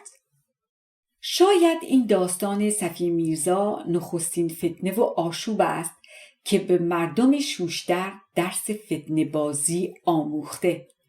به گفته نویسنده تذکره، چون شیخ فارس به شهر درآمد، روز به روز فتنه سخت‌تر می‌گردید تا ابوالفتح خان ناچار شده صفی میرزا را سر داد. نوشته برگ 92.1 سر دادن، رها کردند و آزاد گذاردند. از فرهنگ دهخدا ویراینده بازگشته به متن. و چون او از دژ یا دژ بیرون آمد، شورشیان دلیرتر گردیده بر شورش افزودند و ابوالفتح خان از دژ گریخته اختیار شهر را به شورشیان سپرد. بدین سان صفی میرزا بار دیگر دستگاه فرمانروایی درچید و چندی نگذشت که بزرگان کهگیلویه نیز به شوشتر نزد او آمده فروتنی و فرمانبرداری به او آشکار ساختند. نویسنده تذکره میگوید بسا فتنه ها از وجود او برپا شد و مردم بیگناه به قتل رسیدند و اجامر و اوباش دست یافتند. پس از 8 ماه که صفی میرزا در شوشتر بود، به نواحی کهگیلویه بدانجا که جایگاه اسماعیل میرزای دروغی بود رفت و در آنجا میانه لران دستگاه بلندی درچیده به کامرانی پرداخت و 2 سال دیگر بدین سان به سر داد تا در سال 1140 به هنگامی که در دهدشت جای داشت، به فرمان طهماسب قلی خان نادرشاه که از مشهد فرمان داده بود کشته گردید و دستگاهش برچیده شد. در زمان صفی میرزا حکمرانی شوشتر به دست شیخ فارس آل کثیر بود و او اسفندیار بیگ نامی را به نیابت برگمارده اختیار کارها را به دست او سپرده بود. نویسنده تذکره می نویسد اسفندیار بیگ مرد هوشمند و نیکو خواه و پاک دلی بود و با مردم رفتار نیکو می کرد و تا سال 1142 که نادرشاه به خوزستان آمد، اسفندیار بیگ به نیابت شیخ فارس رشته حکومت را در دست داشت. برگ 93 232 آمدن نادرشاه به خوزستان. ما برای آنکه نمک به زخم دلها نپاشیده، کینه های کهنه را تازه نگردانیم، در همه جا قلم از شرح داستان دلگداز چیرگی افغان باز داشتیم. ما نمیگوییم همه گناه به گردن افغانان بوده و از سیاهکاری های شاه اسماعیل در آغاز بنیاد پادشاهی صفوی و از زشتکاری های حکمرانان ایرانی در زمان شاه سلطان حسین که مایه آن کینه ها بوده هرگز چشم نمی پوشیم.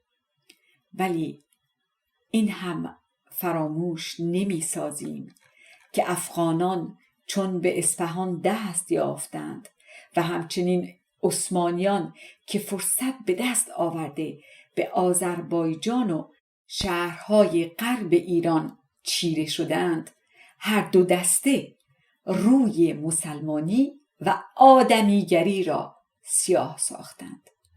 اگر داستان استخوان‌گداز مغول را کنار بگذاریم، در سراسر تاریخ ایران چنین روزگار سیاهی کمتر توان یافت.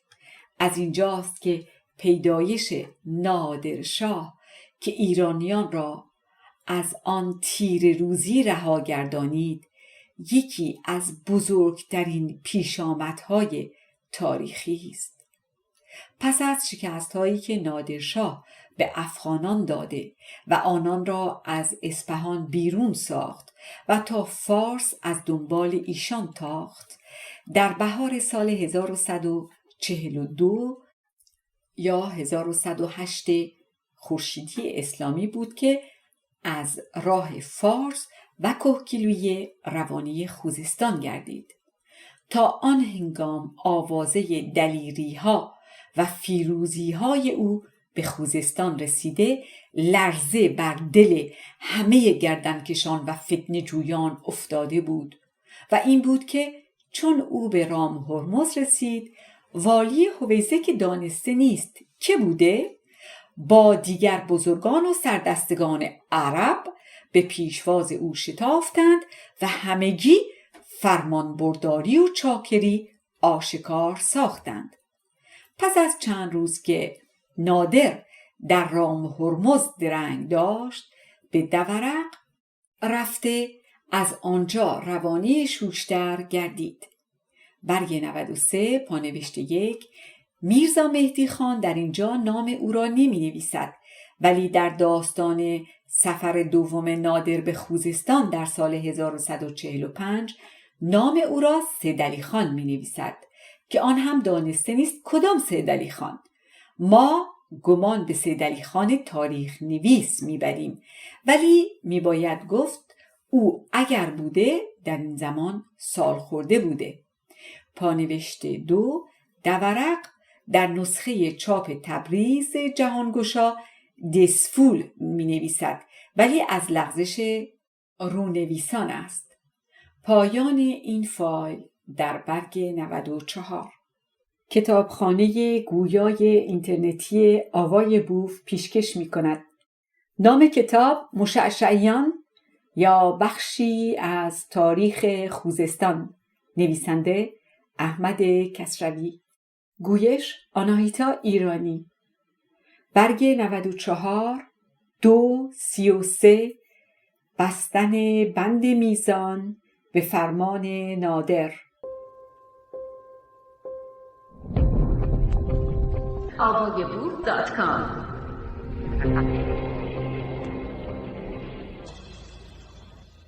داستان بند میزان را نوشتیم که فتحعلی خان هنگام بنیاد پل آن را بشکافت و سپس به بستن آن مجال نیافت و از اینجا آب از جوی میاناب افتاده و بند مقام شکسته. این کارها مایه ویرانی شوشتر و کهسارهای آن گردید. از آن زمان به بعد همچنان شکسته مانده و کسی به بستن آن بر نخواسته بود. نادر از چگونگی آگاهی یافته به اسفندیار بیگ که هنوز سررشته‌دار کارهای شوشتر بود فرمان داد که مخارج ساختن آن را برآورد نموده، پول آن را از مالیات کاشان دریافت نماید و به بستن آن بپردازد. و چون از این کارها پرداخت، والی هویزه را که از رام هرمز همراه آورده بود روانه هویزه گردانیده، خیشتن با سپاه روانه دسفول گردید و از آنجا از راه خرم‌آباد به آهنگ جنگ عثمانیان به نهاوند و همدان شتافت. اما بند میزان در تذکره می نویسد مخارج ساختن آن را 1470 تومان برآورد کردند. پانوشت برگ 195 چنانچه در جای دیگری در گفتار ارزش دینار و تومان در سده‌های مختلف در مجله آینده اسفند 1305 نوشته ایم تومان دوره صفوی نزدیک به 10 برابر تومان امروزی بوده است. تومان زمان نوشته شدن این کتاب نیز از روی سنجش ماهیانه‌های کارمندان دست کم 20,000 برابر تومان امروزی بوده. از آن سو از روی آمار تورم بانک مرکزی میان سالهای 1316 تا 1395 بیش از 5000 برابر امروز بوده است. بازگشت به متن.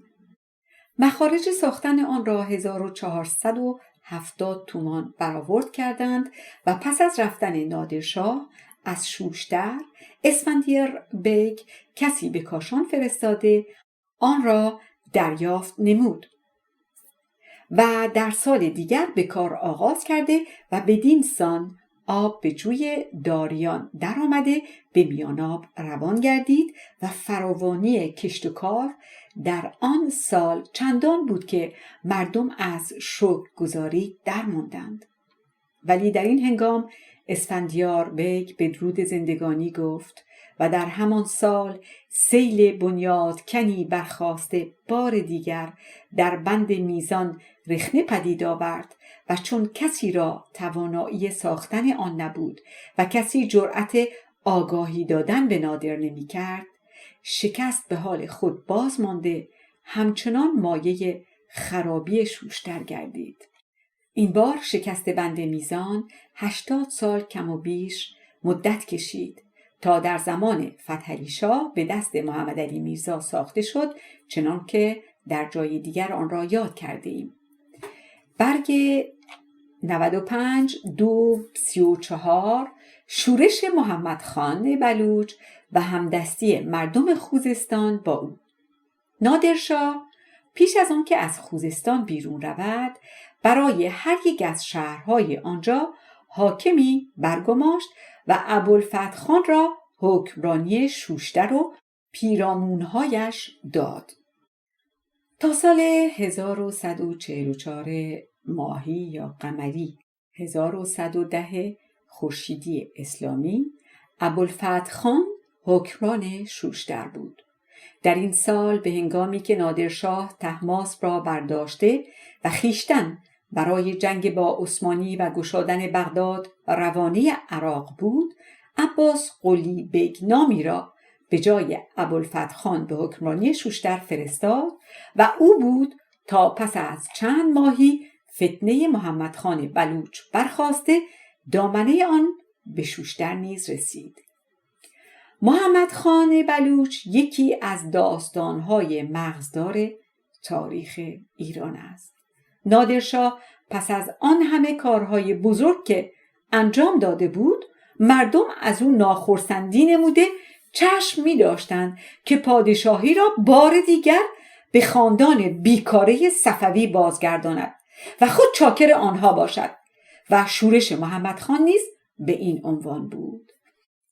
این محمد خان از همراهان محمود افغان بود که با او از قندهار آمده و چون پس از محمود اختیار پادشاهی به دست اشرف افتاده، او محمد خان را به ایلچیگری نزد سلطان عثمان فرستاده بود. ولی در سال 1142 هنگامی که او از ایلچیگری باز میگشت، بساط افغانان به هم خورده کسی از آنان در ایران نمانده بود و محمد خان زیرکی نموده با نامه سلطان عثمان و پیشکشی هایی که از او برای اشرف آورده بود در دسفول پیش نادر آمده چگونگی را باز نموده خواستار بندگی و چاکری گردید. نادر از این کار او در شگفت شده او را نیک نواخت و به حکمرانی کهگیلویه برگماشت. سپس در 1144 که نادر در نزدیکی کرکوک از عثمانیان شکست سختی خورده و به همدان بازگشت، محمد خان را که همراه او بود روانه کهگیلویه ساخت که کم و کاست سپاه خود را درست ساخته تا 2 ماه دیگر به لشکرگاه بپیوندد. محمد خان در رفتن به کهگیلویه و در بازگشتن در هر دو به شوشتر گذر کرده ابوالفتح خان نیز با او بود و در این بازگشتن بود که در جایدر لرستان به اندیشه شورش و خودسری افتاده با ابوالفتح خان و سپاهی که همراه داشتند به خوزستان بازگشتند و جلوداری را فریب داده پیشا پیش روانه گردانیدند که در همه جا آوازه شکست دیگر نادر را از عثمانیان و اینکه لشکریان او پاک پراکنده شدند و خود او ناپدید گردیده بیندازد و مردم را به شورش برانگیزد.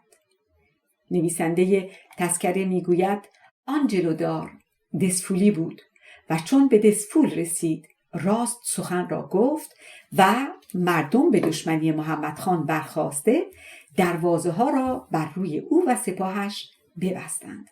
ولی چون به شوشتر نزدیک شدند، شوشتریان چون خبر شکست نادر و ناپدید شدن او را باور کرده بودند و از حقیقت کار آگاهی نداشتند، به پیشواز ابوالفتح خان و محمد خان شتافتند و آنان را به شهر درآوردند. عباس قلی بیگ ناگزیر شده شوشتر را بازگذارده به دسفول برگشت. روز دیگر محمد خان و ابوالفتح خان انجمنی ساخته اندیشه خود را با بزرگان شوشتر و شیخ فارس و دیگر سردستگان عرب به میان گذاردند. مردم فتنه‌جوی شوشتر و شیخ فارس و دیگر سردستگان عرب که سالها به شورش و فتنه خو گرفته بودند و همیشه در آب گلالود ماهی می گرفتند، با آنان همزبان گردیدند. همچنین اعراب هویزه به همدستی اینان برخاسته سیدعلی خان والی هویزه را که گماشته نادرشاه و هواخواه او بود از کار کناره ساختند. میرزا مهدی خان می نویسد که تبار کعب و بنی تمیم نیز در این هنگام به شورش برخاسته بودند و در نواحی دورق به تاخت و تاز می پرداختند و این نخست بار است که نام عشیره کعب در تاریخ‌های ایران دیده می شود و چنان که خواهیم گفت این زمان آن طایفه در پیرامون‌های قبان در جنوب خوزستان نشیمن داشتند. محمد خان 2-3 روز در شوشتر بود و ابوالفتح خان را حاکم آن شهر و شیخ فارس را حاکم کهگیلویه و سید رضا برادر سیدعلی خان را والی هویزه گردانیده خیشتن با سپاه روانه فارس گردید و در آنجا با حاکم فارس جنگ کرده سپس او را بشکست و شیراز را با محاصره بگشود. چون او خود را هوادار خاندان صفوی نشان میداد، مردم فارس و اعراب بندرها همه هواخواهی او را پذیرفتند. بدین سان کار محمد خان بالا گرفت. میرزا مهدی خان می نویسد شماره سپاهیان او به 10,000 تن رسید. برگ 97 235 آمدن نادرشاه بار دیگر به خوزستان. خبر شورش محمد خان و همدستان او هنگامی به نادرشاه رسید که بار دیگر با سپاه روانه عراق گردیده و در کنار آب دیاله لشکرگاه ساخته و در یک جنگی نیز بر عثمانیان پیروزی یافته بود و چون این خبر را شنید سخت برآشفت. این خود نامردی بود که در چنین هنگامی که ایران با دست یک مرد غیرتمندی از دست دشمنان آزاد می‌گشت، کسانی به نافرمانی برخیزند.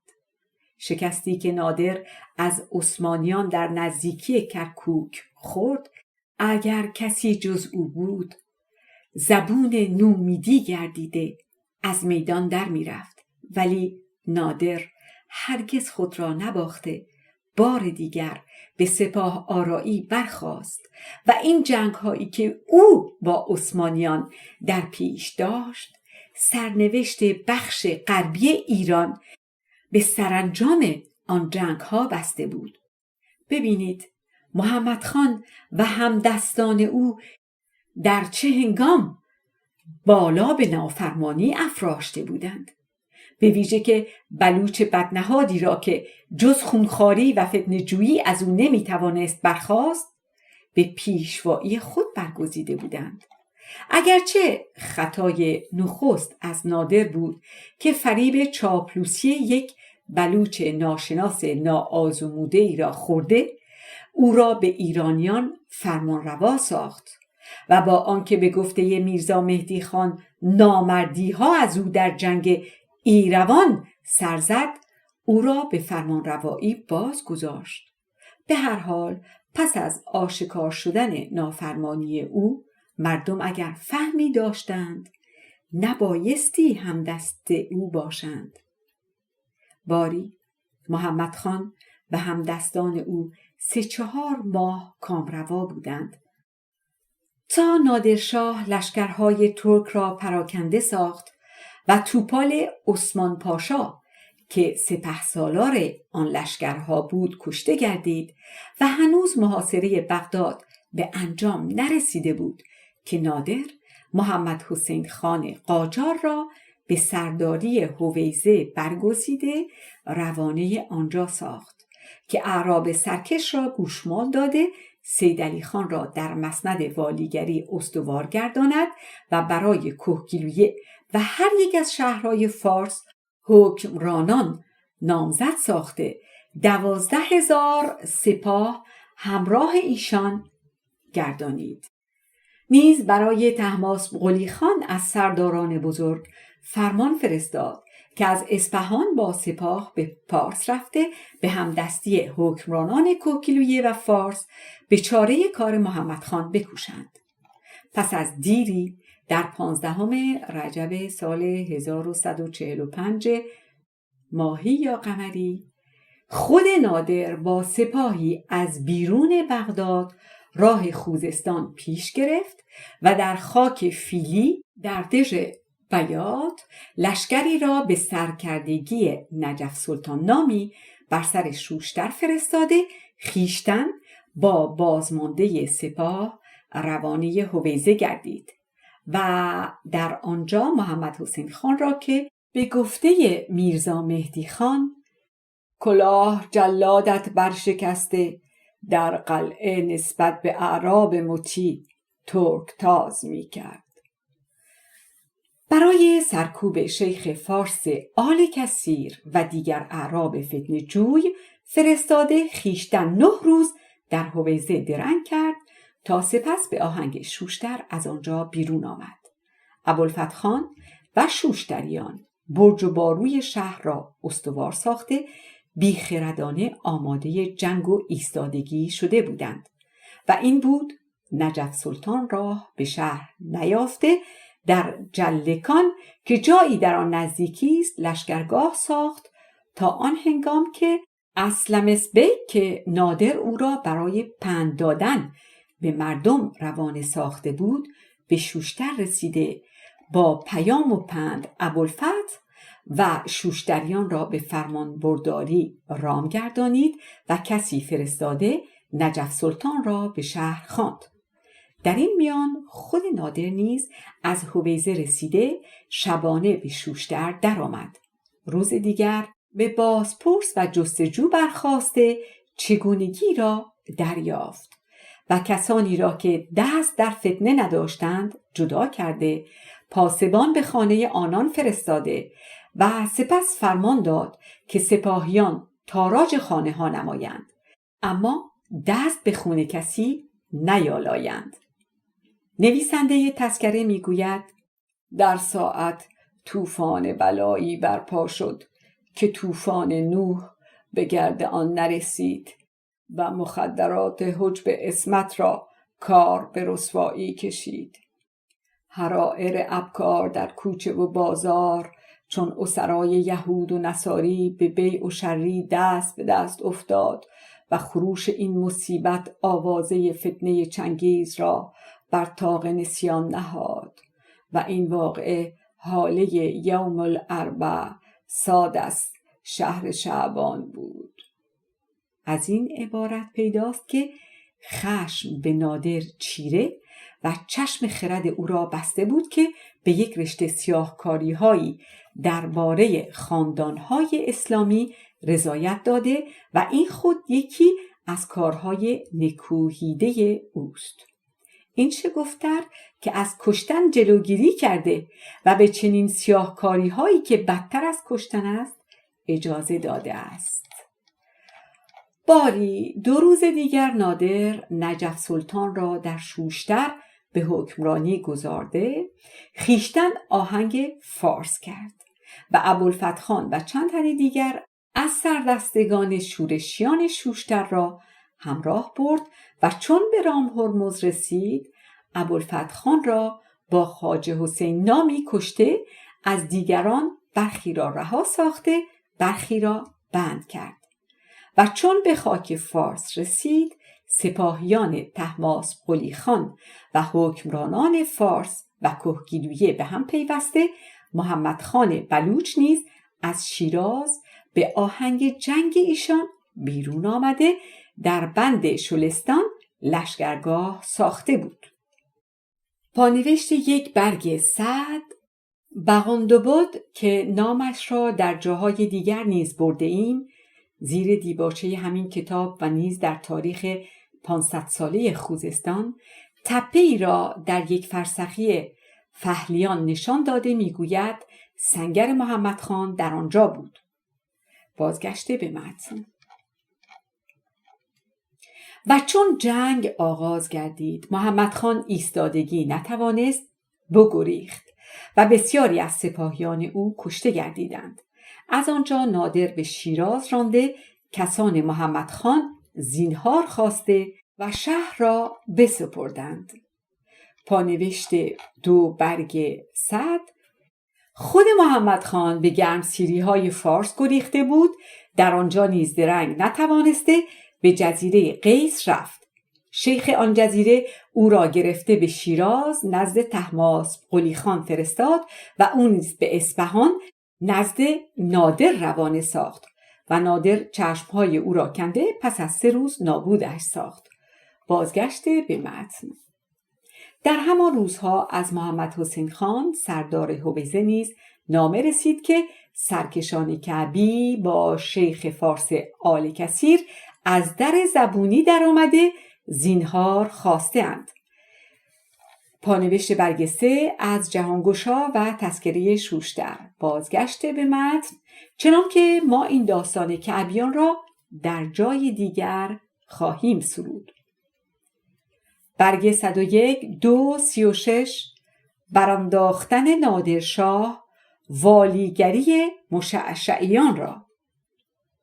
چنان که گفتیم در آخر صفویان رشته های آگاهی ما از مشعشعیان گسیختگی ها پیدا می کند. زیرا چنان که گفتیم پس از سال 1128 که سید علی خان مورخ والی بود و کار او به سختی رسیده بود، آگاهی دیگری از او و از چگونگی کارهای آن بخش خوزستان نداریم، جز این که در سال 1132 سید محمد خان پسر سید عبدالله را والی میابیم و از روی گمان میگوییم که پسر همان سید عبدالله خان دشمن و رقیب سید علی بوده.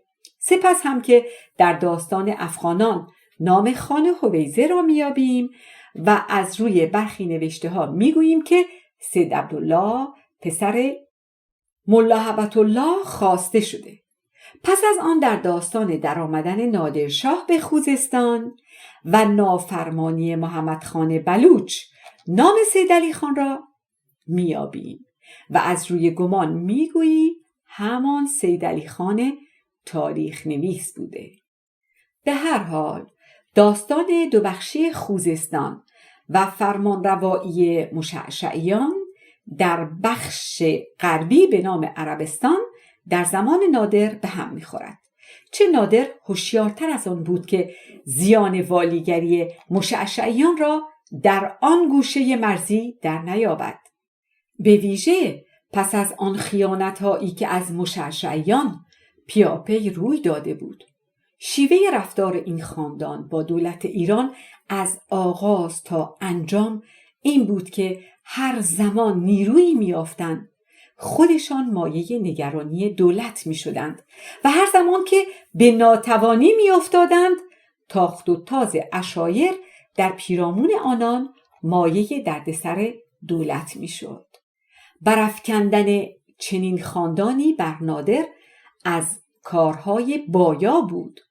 به ویژه با آن نیرو و زوری که او در اثنای پادشاهی خود پیدا کرده و ایران را پس از آن خاک نشینی به والاترین جایگاه رسانیده بود. در جایی که او سپاه به هندوستان می‌کشید، دیگر چه جای آن بود که از خاندان مشعشعی پروایی کرده آنان را بر سر کار بگذارد. باری گویا در سال 1150 ماهی یا قمری 1116 خورشیدی اسلامی یا در آن نزدیکی ها بود که نادر هویزه را که در آن زمان از شهرهای بزرگ خوزستان بلکه بزرگترین شهر آنجا بود حاکم نشین سراسر خوزستان گردانید و دست مشعشعیان را از آنجا کوتاه کرده بögler bögi از کسان خود را در آنجا برگماشت و نواحی شوشتر و دسفول و رام هرمز را که از زمان شاه اسماعیل و از آغاز پیدایش والیگری عربستان بخش جداگانه و قول بöگنشین کوهگلویه گردیده بود، این زمان قول بöگنشین هویزه گردید. پانوشت 101 در زمان صفویان حکمرانان بزرگ را bögler bögi، حکمرانان زیر دست ایشان را قل بیگی می نامیدند. بازگشته به متن. اما خاندان مشعشع گویا تا این زمان سید علی خان نمانده بود و ما سید فرج الله خان نامی را از ایشان در میابیم که نادرشاه حکمران دورق گردانیده و دانسته نیست که او پسر سید علی خان یا پسر کسی دیگری از آن خاندان بوده. این کار نادر همچون دیگر کارهای او بسیار سودمند بوده. اگر پیشامدهای آخر عمر او نبود و کشته نمی گردید، با این راهی که در خوزستان پیش گرفته بود در زمان کمی بنیاد شورش اعراب و دیگران را از آن سرزمین برمی کند. چنان که از سال 1145 ماهی یا قمری 1111 خورشیدی اسلامی که او بر شورشیان شوشتر و اعراب گوشمال بسزا داد، خوزستان آرام گرفته مردم به آسودگی میزیستند. در همان زمان بود که قبان که نشیمن کعبیان بوده جزو ایران گردید. کعبیان فرمان برداری ایران را پذیرفتند و چون در سال 1156 قمری یا ماهی 1122 خورشیدی اسلامی خواجه خان bögler bögi هویزه به گشادن بصره می رفت، شیخ سلیمان بزرگ کعبیان همراه او بود و کوت قردلان را از آبادی های عراق به نام نادرشاه بگشود. چنان که ما این داستانها را در تاریخ کعبیان یاد خواهیم کرد.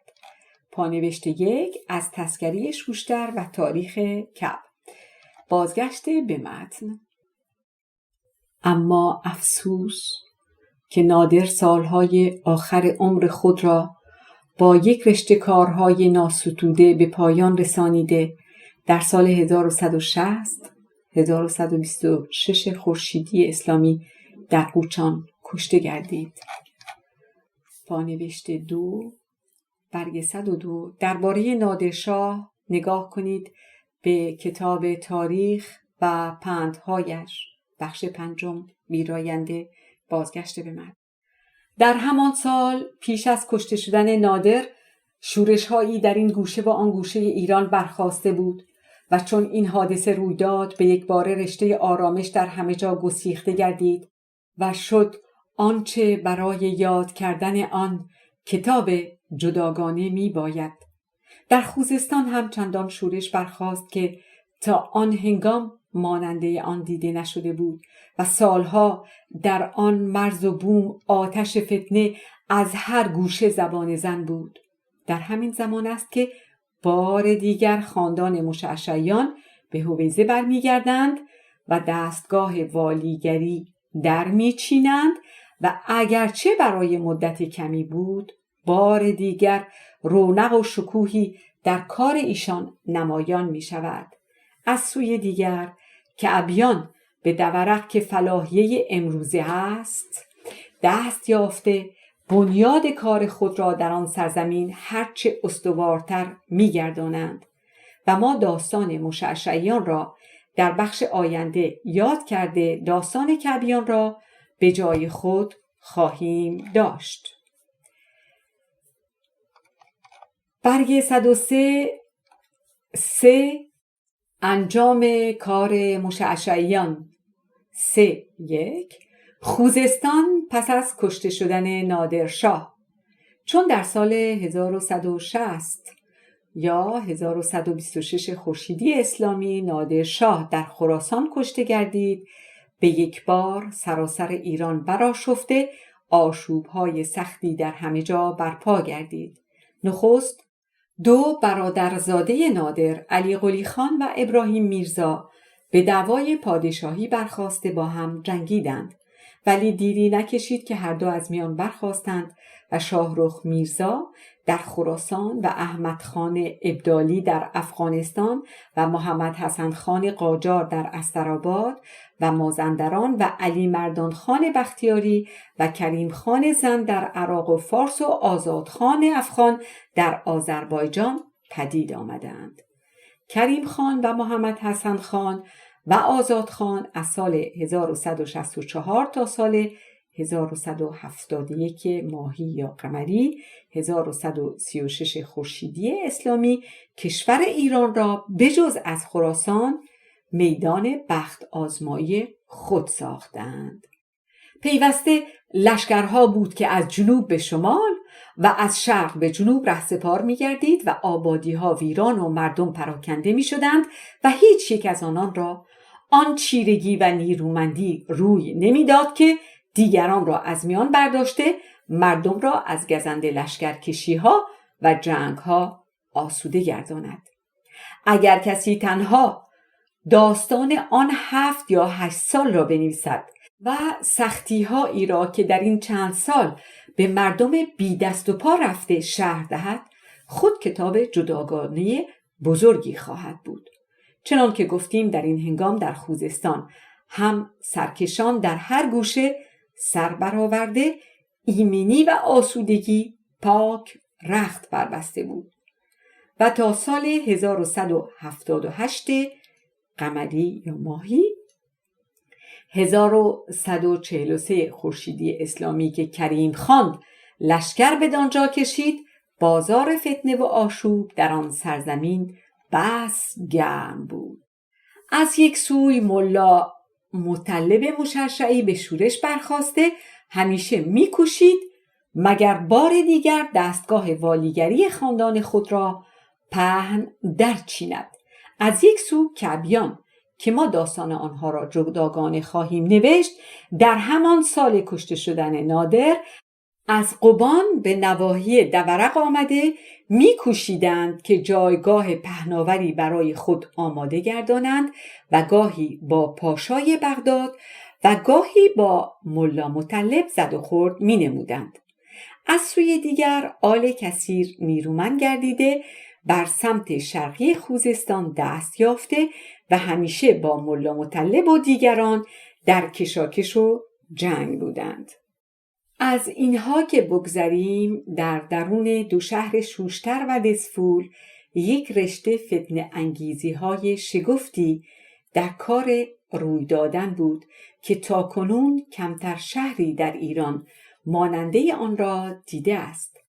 در چنین هنگام آسمان نیز تنگ چشمی نموده، بیشتر سالها باران نمی آمد، با آنکه بیشتر کشت‌های خوزستان دیمی است که اگر سالی باران نیاید پاک خشک گردیده و نایابی مردم را دچار گرسنگی می گرداند. بیچاره مردم سالها به تنگی تاب آورده چشم به راه بارندگی می دوختند و چون سال خوشی می رسید و بارانی آمده گندم و جو به فراوانی می رویید، ناگهان از یک گوشه فتنه‌ای برخاسته، لشکرها به جنبش آمده، همه کشتها پایمار سم ستور می گردید. بیشتر ویرانی شوشتر را نیز از آن سالها باید دانست. زیرا گذشته از شکستن بند میزان که گفتیم مایه خشکیدن روستای میان آب گردید و گذشته از خشکسالی های پیاپی که آتش به خرمن هستی مردم میزد، از سوی دیگر فتنه و آشوب در آن شهر لانه ساخته بارها کار به جنگ و خونریزی میکشید و مردم بی سر و پا به فتنه انگیزی خو گرفته بودند که همیشه به زیانکاری میکوشیدند، چنان که همه اینها را یکایک یاد خواهیم کرد. پایان این فایل در برگ 104. کتابخانه گویای اینترنتی آوای بوف پیشکش می کند. نام کتاب مشعشعیان یا بخشی از تاریخ خوزستان، نویسنده احمد کسروی، گویش آناهیتا ایرانی. فایل 12، فایل پایانی، برگ 104، 3-2. avayaboof.com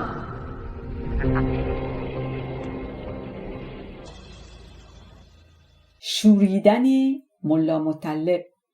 نخستین کسی که در این باره در خوزستان راه فتنه را باز کرد ملا مطلب خان مشعشعی، نوه سید فرج الله حاکم دورق بود. چنان که گفتیم نادرشاه دستگاه این خاندان را به هم زد و تنها دورق را به دست سید فرج الله خان نامی از ایشان سپرده بود. انجام کار سید فرج الله خاندان دانسته نیست. همچنین از پسر او سید محمد خان آگاهی نداریم. اما ملا مطلب پسر سید محمد خان، او در سال 1160 که هنوز نادرشاه زنده بود، از شوریدگی که در کارهای ایران پیدا شده و مردم از نادر دلتنگی ها می نمودند دلیری پیدا کرده با همدستی عشایر عرب به شورش برخاست. در این هنگام محمد خان نامی بگلربگی خوزستان بود و در هویزه نشیمن داشت. عباس قلی خان بیگ که در پیش نام او را برده ایم، این زمان عباس قلی خان گردیده وکیل مالیات خوزستان بود. ملا مطلب با عباس قلی خان هم دست گردیده محمد خان را دستگیر ساخت و بدین سان به هویزه دست یافت. در این هنگام نادرشاه در خراسان و به گفته میرزا مهدی خان بختش واران و کارش دگرگون بود که هرگز فرصت پرداختن به خوزستان را نداشت. ابراهیم خان حاکم لرستان بی آنکه از نادرشاه فرمانی برسد آهنگ سرکوب ملا مطلب کرده با سپاه روانه خوزستان گردید. محمد رضا خان حاکم شوشتر نیز با لشکر بدو پیوست. ملا مطلب چون از آهنگ ایشان آگاهی یافت با سپاه از هویزه بیرون تاخت و در جنگی که روی داد شکست به ابراهیم خان و محمد رضا خان افتاد که ابراهیم خان به لرستان گریخته، محمد رضا خان به شوشتر بازگردید. از این پیروزی ملا مطلب دلیرتر گردیده بدان سر شد که شوشتر را بگشاید و با سپاه روانه آنجا گردیده شهر را گرد فرا گرفت. 2 ماه بیشتر شهر در محاصره بود و چون خبر کشته شدن نادرشاه رسید، محمد رضا خان ناگزیر شده خواستار آشتی گردید و درهای شهر را بر روی سپاه عرب باز کرد. سپس چون خود او به لشکرگاه رفت، ملا مطلب او را دستگیر کرده نگه داشت و بدین سان شکوه و نیروی ملا مطلب بیش از بیش گردید. لیکن در این میان 2 تیرگی میان عشایر عرب افتاده کار به زد و خورد انجامید. ملا مطلب چندان زبون گردید که همه بنه و بارگاه را به جای گذارده به سمت هویزه گریخت. در این میان ناگهان قورخانه آتیش کشیده شده گروهی را از مردم شوشتر که در آن پیرامون بودند بسوخت. نویسنده تذکره 13 تن از سرشناسان آنان را نام میبرد. در این هنگام علی قلی خان برادرزاده نادر به نام عادل شاه یا علی شاه بر تخت شاهی نشسته بود. او برای مولا مطلب خان فرمان والیگری فرستاد و بدین سان والیگری عربستان بار دیگر بنیاد یافته و خاندان مشعشع را آب رفته به جوی باز آمد. اما مولا مطلب را آن توانایی نبود که اعراب را بر سر جای خود بنشاند، چنان که در سال 1161 که لشکر بر سر آل کثیر برده بود که آنان را گوشمال دهد، در جنگی که در سرخگان در نزدیکی شوشتر روی داد، آل کثیر چیره در آمدند و مولا مطلب شکست سختی خورده به هویزه بازگشت و آل کثیر را از این پیروزی دلیری فزون گردیده همه پیرامونهای شوشتر و دزفول را میدان حکمرانی و خودسری خیش ساختند. بار دیگر در سال 1165 مولا مطلب به سرکوبی آل کثیر برخاست و به همدستی آل سلطان آهنگ تاخت و جنگ آن طایفه نمود. آل کثیر در این هنگام به دشمنی عباس قلی خان حاکم دزفول برخاسته آن شهر را گرد فرا گرفته بودند و چون از آهنگ مولا مطلب آگاهی یافتند، دست از سر محاصره برداشته به پیشواز دشمن شتافتند. دو لشکر در کنار رود کرخه به هم رسیده روبروی یکدیگر لشکرگاه ساختند و 4 ماه در کشاکش و زد و خورد بودند و بدین سان کشتها پایمال و آبادیها ویران می‌گردید و سرانجام چون هیچ یک چیرگی نتوانستند، دست از جنگ برداشته هر دسته‌ای به جای خود بازگشتند.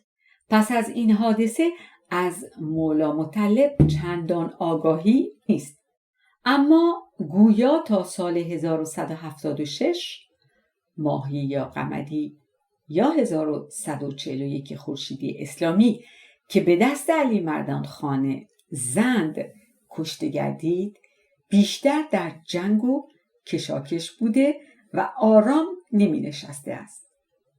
چه نویسنده تذکره چون از شورش و آشوب شوشتر در سال 1167 سخن میراند میگوید و این فتنه به عربستان سرایت نموده، تمامی طوایف آل خمیس و بنی لام و غیر هم از حدود بنادر الی بغداد در محال دهنو و تبعه جمعیت نموده و والی والا جایگاه مولا مطلب به رفاقت اعراب هویزه با ایشان طریق موافقت پیمودند و با این تقریب تمامی محصولات ضبطی آن حدود به تلف رسید و قرا و دیهات خراب گردید و اکنون که اواخر سال است نیز همان جمعیت در محال دزفول دست داده و محصولات در معرض تلف آمده و شیخ سعد آل کثیر در هویزه محبوس می باشد. گیومه بسته. در تاریخ کعب نیز می نویسد علا پاشا والی بغداد و مولا مطلب با لشکر بس انبوهی به محاصره کعبیان آمدند و کاری از پیش بردن نتوانسته بازگشتند و این حادثه در نیمه ماه ذی‌حجه 1175 بوده است. گیومه بسته پانوشت 1. از تذکره شوشتر برگ‌های 97، 98، 99، 113 تاریخ کعب بازگشته به متن. برگ 107 3 عشیره آل کثیر و کارهای ایشان. چنان که گفتیم آل کثیر این زمان در میان رود کرخه و رود دسفول و در میاناب دسفول و در پیرامون شوشتر جای داشتند، در آنجا که اکنون در زمان ما نیز نشیمن دارند. نیز گفتیم که این عشیره دشمن دیرین مشعشعیان بودند که گاهی به تنهایی و هنگامی به همدستی آل سلطان به جنگ و پیکار آن خانواده برمیخواستند. نیز دیدیم که در زمان چیرگی افغانان چون در خوزستان صفی میرزای دروغی پدید آمد، آل کثیر به هواداری او برخاستند و به نام او در شوشتر و دسفول حکم می‌راندند. اما در این دوره شورش که پس از کشته شدن نادر در سراسر ایران برخاست و خوزستان بیش از هر جا آشفته گردید، چنان که گفتیم آل کثیر در سال 1161 ملا مطلب را شکستند که این به دلیری آنها بسیار افزود. از آن زمان به یک بار به خودسری برخاسته در کارهای شوشتر و دسفول دخالت می کردند و سراسر پیرامونهای آن دو شهر را در دست خود داشتند. شیخ آن عشیره شیخ سعد نام داشت، پسر شیخ فارس، و او اگرچه در شهر نزیسته در بیرون میانه عشیره نشیمن داشت، اما اختیار هر دو شهر دسفول و شوشتر به دست او بود و در فتنه انگیزی های آن دو شهر همیشه پای دخالت به میان میگذاشت. چنان که میدانیم در این دوره شورش از کسانی که سر برآورده در آرزوی پادشاهی تکاپو می‌کردند، یکی کریم خان زند و دیگری علی مردان خان بختیاری بود که میرزا ابو تراب نامی را از نوادگان دختری شاه سلطان حسین شاه اسماعیل سوم نامیده و به پادشاهی برداشته و در اصفهان و آن پیرامونها چیره شده بودند. پانوشت برگ 108 همانا انبوه مردم پادشاهی را جز از خاندان صفوی بر نمیتافتند، چنان که با نادرشاه آن رفتارها را کردند و این است میبینیم کریم خان نیز کسی را از آن خاندان همراه برداشته و به نام او به پادشاهی میکوشد. همین کار را علی مردان خان نیز میکند. ویراینده بازگشته به متن. سپس هم دشمنی به میان کریم خان و علی مردان خان افتاد که از هم جدا گردیدند، که کریم خان با شاه اسماعیل به کرمانشاه رفته، علی مردان خان در بختیاری نشیمن گزید. در این هنگام آل کثیر به میانجیگری سید فرج الله کلانتر که نام او را خواهیم برد به هواداری علی مردان خان و دشمنی با کریم خان برخاسته به او یاری کردند و بدین سان بنیاد خودسری خود را استوار می داشتند. در سال 1165 شیخ ناصر نامی از نزدیکان شیخ سعد بر او شوریده، پس از خونریزی ها بر او چیرگی یافت، او را دستگیر ساخت و خیشتن به جای او به حکمرانی برخاست و در شوشتر و دسفول هواداران او فرمانروایی کردند. در این میان دشمنی علی مردان خان با کریم خان بالا گرفته کار به جنگ کشیده بود که در سال 1166 ماهی یا قمری یا 1132 خورشیدی اسلامی در پیرامون‌های کرمانشاهان با هم جنگ کردند و علی مردان خان شکست یافته به بغداد گریخت.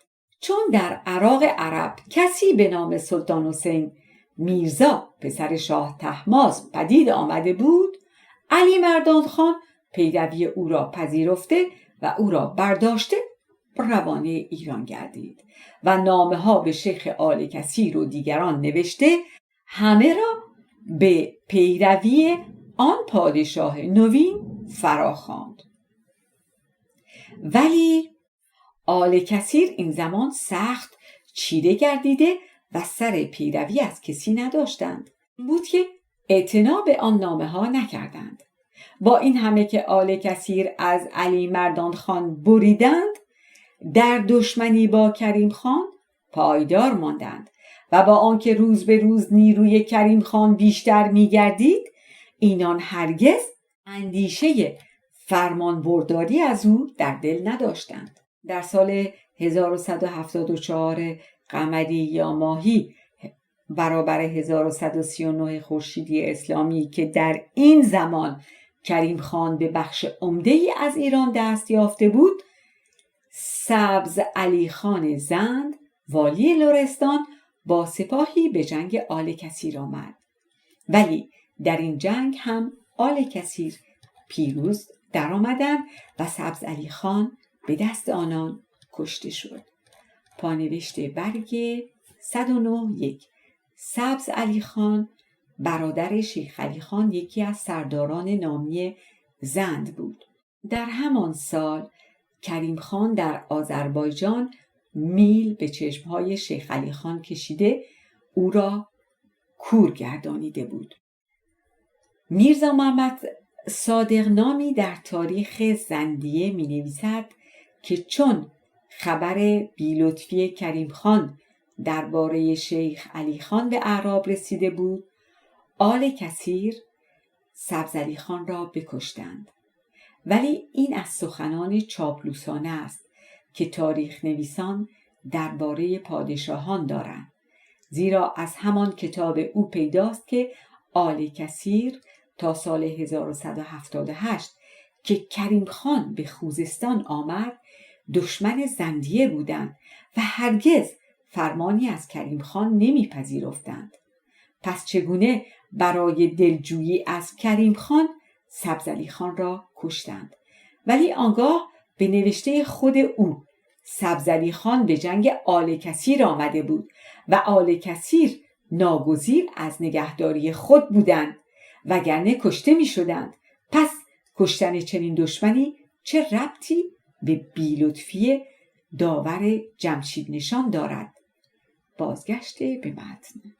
بدین سان دشمنی این عشیره با کریم خان هرچه بیشتر گردید و چنان که خواهیم دید در داستان گریختن زکی خان به خوزستان هم اینان به نام دشمنی با کریم خان با او یاری کردند. برگ 109 فتنه‌کاری های مردم شوشتر و دسفول. در سال 1160 ماهی یا قمری 1126 خورشیدی اسلامی که نادرشاه کشته گردید، حکمران شوشتر و دسفول محمد رضا خان نامی از افشار قرخلو بود.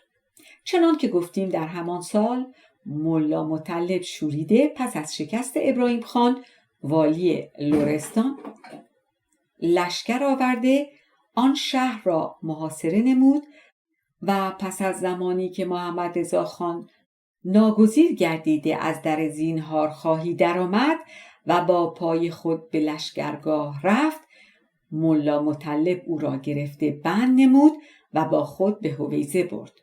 در این میان عادل شاه برادرزاده نادر به پادشاهی نشسته بود و چنان که گفتیم او ملا مطلب را به والیگری هویزه برگمارد. نیز عباس قلی خان را که گفتیم در شورش با ملا مطلب هم دست بود، حکمرانی شوشتر و دسفول داد.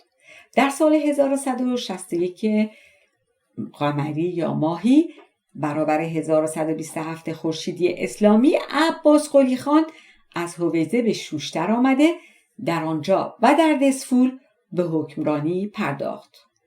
ولی در این زمان گذشته از آن که پیاپی پادشاه دیگری برای ایران پیدا می شد و هر یکی از ایشان فرمان حکمرانی این شهرها را به کس دیگری میداد، خود مردم شوشتر و دسفول نیز آماده فتنه‌کاری بودند و آرام نمی نشستند. از سوی دیگری شیخ آل کثیر همیشه در کارهای این شهرها دخالت می کردند. از روی همرفته اینها این نتیجه به دست می آمد که در شوشتر و دسفول هر زمان شورش دیگری در کار باشد. نویسنده تذکره که در آن زمان میزیسته و در شوشتر تماشاچی آن فتنه ها بوده، اندکی از آن بسیار داستانها را یاد کرده. ما نیز اندکی از بسیار گفته های او را در اینجا می آوریم. چنان که گفتیم عباس قلی خان چون حکومت یافت، خود او در دسفول نشسته برادرش محمد خان را به شوشتر فرستاد. ولی در رمضان همان سال 1161 نخست مردم شوشتر و سپس مردم دسفول به عباس قلی خان بشوریدند و آل کثیر را به یاری خود خواندند و این شورش و کشاکش در میان بود تا عباس قلی خان از دسفول گریخت و برادر او محمد خان در شوشتر با دست قوقاییان کشته گردید. شیخ آل کثیر محمد رضا بیک پسر اسفندیار بیک را در شوشتر به جانشینی خود گمارده خویشتن به میان عشیره بازگشت. در این میان شاه مراد بیک نامی از بزرگان افشار گندوزلو که به خراسان رفته بود، از ابراهیم میرزا فرمان حکومت شوشتر و دسفول یافته و به خوزستان می آمد. اعراب آل کثیر این شنیده تا لرستان به پیشواز او رفته، او را دستگیر ساخته و به میان عشیره آورده بند کردند. لیکن او شبانه از آنجا گریخته خود را به خانه برادرش در محله گرگر شوشتر رسانید و مردم آن محله که خود را حیدری می‌خواندند به گرد وی در آمده بدان سر شدند که او را به حکومت رسانند، ولی مردم دستوا که نعمتی خوانده می شدند به دشمنی حیدریان با حکومت او مخالفت کردند و آل کثیر را به یاری خود خواندند و سرانجام کار به لشکرکشی انجامیده در عقیلی که روستایی از پیرامون شوشتر است، جنگی میانه عرب و افشار گندوزلو روی داد. گندوزیان شکست خورده بگریختند. بدین سان بار دیگر حکومت از آن شیخ آل کثیر گردید که همچنان محمد رضا بیک را به جانشینی برگماشت. پانوشت برگ 110 کویهای شرقی شوشتر به نام گرگر و کویهای غربی به نام دستوا نامیده می شود و تا کنون دو تیرگی حیدری و نعمتی که از یادگارهای دوره صفوی است در میان آن دو کوی باز مانده که مردم گرگری حیدری و مردم دستوا نعمتی هستند. 2. دستوا در همین کتاب پیشتر دشتوا آمده. هر دو درست است. نگاه کنید به کتاب تاریخ جغرافیای خوزستان نوشته امام شوشتری ویراینده. بازگشته به متن. در این میان ابراهیم میرزا نیز از میان برخاسته شاهرخ میرزا نوه نادر در خراسان به تخت شاهی نشسته بود و چون صالح خان بیات در فارس نیرومند و استوار نشسته و هواخواه شاهرخ میرزا بود، به خواهش او شاهرخ فرمان حکمرانی شوشتر را به نام محمد رضا بیک فرستاده و او به استقلال به حکمرانی پرداخت، ولی اعراب آل کثیر از این کار برآشفته و چون مردم گرگر نیز دشمن محمد رضا بیک و از او ناخشنود بودند، هر دو دست به هم داده با محمد رضا بیک و مردم دشتوا که هواخواهان او بودند به جنگ برخاستند و مدتها در درون شهر جنگ و خونریزی در کار بود تا در این میان از شاه اسماعیل سوم که گفتیم به دستیاری علی مردان خان و کریم خان پادشاهی یافته بود، فرمانی به نام شیخ آل کثیر رسید که او را به حکمرانی شوشتر و آن نواحی برگمارده بود و بدین سان محمد رضا بیگ و پیروانش زبون گردیده از در زینهارخواهی در آمدند. شیخ آل کثیر از این زبونی به آنان بخشوده و بار دیگر محمد رضا بیگ را به جانشینی خود برگمارده از شهر بیرون رفت.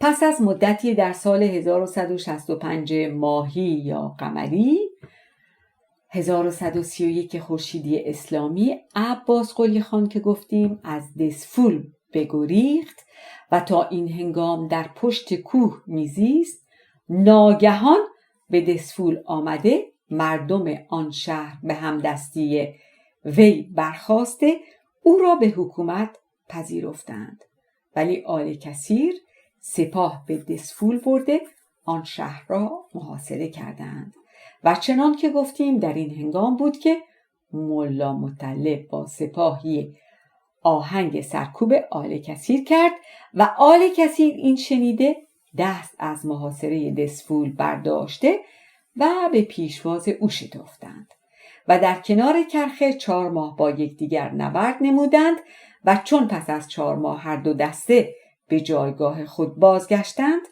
آل کثیر بار دیگر به محاصره دسفول شتافته عباس قلی خان را از آنجا بیرون راندند. در همان هنگام در شوشتر فتنه نوین در کار رخ دادن بود، بدین سان که سید فرج الله پسر سید محمد صادق کلانتر که مردی فتنه جو و خودخواهی بود، به آرزوی حکمرانی برخاسته با محمد رضا بیگ کشاکش و ستیز می کرد و چون مردم گرگر یا حیدریان که از نخست دشمن محمد رضا بیگ بودند، سید فرج الله به دستیاری ایشان بر محمد رضا بیگ چیرگی یافت، او را از شهر بیرون کرد و خیشتن به عنوان جانشینی شیخ آل کثیر به حکمرانی شهر پرداخت. لیکن چندی نگذشت که میرزا عبدالله نامی به همدستی همان گرگریان به سید فرج الله شورید و محمد رضا بیگ را که به دسفول گریخته بود به شوشتر خواسته بازار فتنه را هرچه گرمتر ساختند و در میان شهر سنگربندی ها کرده به جنگ و خونریزی پرداختند. از آن سوی شیخ آل کثیر با سپاهی از عرب به یاری سید فرج الله آمده در بیرون شهر در عقیلی و دیگر روستاها ویرانی بی اندازه کردند. سرانجام محمد رضا بیگ و میرزا عبدالله خود را زبون دیده از در زینهارخواهی در آمدند و به شیخ آل کثیر پناهنده گردیدند و بدین سان فتنه بیدار شده بخوابید. در تذکره می نویسد مدت این جنگ و کشاکش 33 روز و شماره کشتگان از سرشناس و گمنام 80 کس کم و بیش بودند. سپس نویسنده تذکره جنگ دیگری را در سال 1167 ماهی یا قمری 1133 خورشیدی اسلامی میانه سید فرج الله و محمد رضا بیگ نوشته. هم میگوید گروه بسیاری از سرشناسان و گمنامان نابود گردیدند و چون پس از این حادثه در سال 1169 ماهی یا قمری 1135 خورشیدی اسلامی کتاب تذکره به پایان میرسد، دیگر خبری از کارهای شوشتر و دسفول در دست نداریم. نویسنده تذکره در سال 1173 بدرود زندگی گفت ولی حوادث 4 سال آخر عمر خود را در تذکره نیاورده است. برگ 112 3-5 پایان این فایل در برگ 112. کتابخانه گویای آوای بوف پیشکش می کند. نام کتاب: مشعشعیان، بخشی از تاریخ خوزستان. نویسنده: احمد کسروی.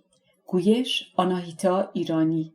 فایل 13 برگ 112 3-5 آمدن زکی خان به خوزستان و کشته شدن ملا مطلب.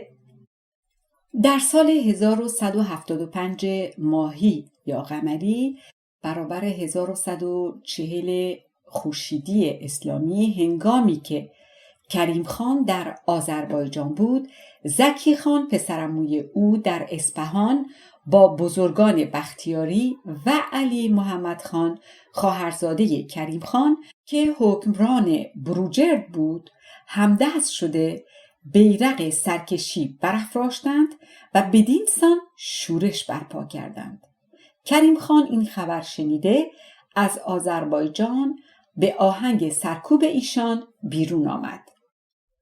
زکی خان و همدستانش در خود تاب ایستادگی ندیده از نادانی و سیاه دلی چنین تدبیر اندیشیدند که زنان و فرزندان کریم خان و دیگر بزرگان زند و لشکریان، بلکه چنان که در تاریخ زندیه نوشته شده، زنان و فرزندان اهل بلد و بلوکات اصفهان را نیز گرد آوردند و همراه خود ساخته راه خوزستان پیش گرفتند. آن همه زن و بچگان ناتوان و بی دست و پا را از کوهها و کتلها و گریوه های توان فرسای بختیاری گذرانده از راه مالمیر به سردشت در پیرامونهای شوشتر رسانیدند. خواست ایشان از این تدبیر سیاه دلانه آن بود که لشکریان کریم خان و بزرگان زند چون به اصفهان میرسند و چگونگی را میدانند، ناگزیر مانده از دنبال زن و فرزندان خود راه خوزستان گرفته به آنان میپیوندند و بدین سان کار آنان به دلخواه خود ساخته می شود. لیکن این اندیشه بیخردانه هرگز سودی نداد و کریم خان چون به اصفهان رسید، نظرعلی خان زند را با سپاهی از دنبال زکی خان فرستاد و در جنگی که در سردشت میانه او با زکی خان روی داد، زکی خان شکست خورد، به پیرامون هویزه گریخت و نظرعلی خان اردوی زن و بچه را به اصفهان بازگردانید.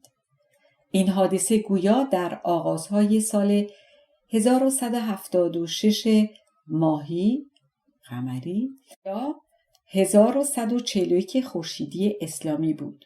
از آن سوی زکی خان چون به پیرامونهای هویزه رسید، ملا مطلب سپاه آراسته به پیشواز او رفت و در جنگی که روی داد، ملا مطلب با دست علی مردان خان کشته گردید. پانوشت یک برگ 113 درباره این جنگ و داستانش آگاهی درستی در دست نیست. در تاریخ زندیه به اشاره بس کرده چنین میگوید: زکی خان پس از مراجعت نظرعلی خان و سایر سرکردگان سپاه نصرت توأمن و طلاقی که او را با ملا مطلب والی عربستان روی داد و گرفتاری و حبس و قید و بالاخره قتل رسانید، او به عشیره آل کثیر که در نواحی دسفول خوزستان سکنا دارند رفته. گیومه بسته. معنی این عبارت آن است که زکی خان ملا مطلب را دستگیر کرده و پس از زمانی که در بند نگه داشته کشته است، با آنکه در آتشکده آذر که او نیز به این داستان اشاره کرده چنین می‌نویسد: پای قرار محمد زکی خان با جماعت بختیاری از جای در رفته و صوب ششتر فرار و مولا مطلب خان که از والی زادگان معتبر آن دیار و از زمان نادرشاه تا آن هنگام در آن حوالی به استقلال والی در معرکه جنگ به دست علی محمد خان ولد محمد خان زند که خواهرزاده آن خدیو بی حمال و به اتفاق زکی خان بود به قتل رسید. کیوم بسته. به هر حال کشته شدن مولا مطلب در سال 1176 بوده و شاید او در آن هنگام تازه از جنگ و محاصره کعبیان بازگشته بوده و چندان سپاه بر سر خود نداشته، زیرا چنان که از تاریخ زندیه پیداست زکی خان چندان سپاهی با خود نداشته که چنین فیروزی یابد، مگر آنکه دلیری زندیان و ناتوانی اعراب آن نتیجه را داده باشد. بازگشته به متن. پس از آنکه زکی خان با همراهان و سپاه خود از عربستان بیرون آمده به نزد شیخ آل کثیر رفت و این عشیره به نام دشمنی که با کریم خان می نمودند او را پذیرفته از آمدن او شادی ها کردند و تا دیر زمانی به میزبانی پرداختند. ولی چنان که گفته ایم در این سالها در خوزستان تنگی و نایابی سختی در کار و به گفته تاریخ زندیه کار بر هر دو از میهمان و میزبان تنگ گردیده بود. زکی خان ناگزیر شده از آنجا بیرون آمد و به لرستان فیلی پشت کوه رفته و در آنجا با نظرعلی خان زند جنگی کرده. سپاهیانش برخی کشته گردیده و برخی پراکنده شده و او ناچار گردیده از در زبونی در آمده زینهار خواست. نظرعلی خان به او زینهار داده همراه خود به اصفهان برد. زکی خان در آنجا در استبل بستی نشست تا هنگامی که کریم خان بر او بخشیده از گناه او چشم پوشید. پانوشت 1 برگ 114. از تاریخ زندیه نوشته نامی، نسخه خطی و آتشکده آذر. بازگشته به متن. برگ 114 3-6. جانشینان مولا مطلب و انجام سخن آن خاندان. مولا مطلب آخرین والی با شکوه و نامدار از مشعشعیان بود. پس از وی شکوه آن خاندان بسی کاسته و روی به فرود آمدن و نابود شدن گذارد. چه هنوز در زمان مولا مطلب که کعبیان در جنوب و جنوب غربی خوزستان استوار شده بسیار نیرومند گردیدند. از آن سوی در شرق خوزستان آل کثیر که دشمن دیرین مشعشعیان بودند استوار و نیرومند بودند. از این سپس مشعشعیان تنها در خاک هویزه که به نوشته حاجی نجم الملک 15 فرسنگ در 15 فرسنگ درازا و پهنا دارد فرمان روا بودند و به نام گماشتگی از دولت ایران حکم می‌راندند و چون از یک خاندان کهنی و به سیادت شناخته بودند این سوی مشایخ کعب همیشه از دست درازی و آزار به ایشان خودداری می نمودند. به نوشته سید نورالدین جزایری پس از مولا مطلب نوبت والیگری به پسرعموی او مولا جودالله رسید و او مردی سنگین و با هیبتی بود و با مردم رفتار نیکو کرده به کریم خان فرمان برداری می نمود، ولی مالیات به او نپرداخته تنها هر سال به هنگام نوروز پیشکشی برای او می فرستاد. کریم خان هم به این پیشکش بس کرده به او سخت نمی گرفت. پس از مرگ مولا جودالله پسر بزرگتر او مولا اسماعیل با فرمان کریم خان والیگری یافت و او برادر خود مولا علی را به گرگان به نوا نزد کریم خان فرستاد و سالانه مالیات می پرداخت. پانوشت 2 برگ 114 سید نورالدین جزایری مترجم کتاب سیدعی. بازگشت به متن. پس از مرگ کریم خان که پس از کشاکش‌هایی نوبت پادشاهی به علی مردان خان زند رسید و او اصفهان را پایتخت ساخت و چون تا آن زمان مولا اسماعیل فالج گردیده و از کار افتاده بود و مولا محسن از عموزادگان او به اصفهان نزد علی مردان خان رفته از او فرمان والیگری گرفت و او مرد دانش دوستی بود، ولی چون از اصفهان به هویزه آمد اندکی نگذشت که علی مردان خان در اصفهان درگذشت و از این خبر بار دیگر در خوزستان شورش آغاز شده اعراب به تاخت و تاز پرداختند و مولا محسن از پیری و کار ندانی از سرکوب آنان درماند. در این زمان در هویزه داستان گرفتاری جوی هاشم آغاز شده بود.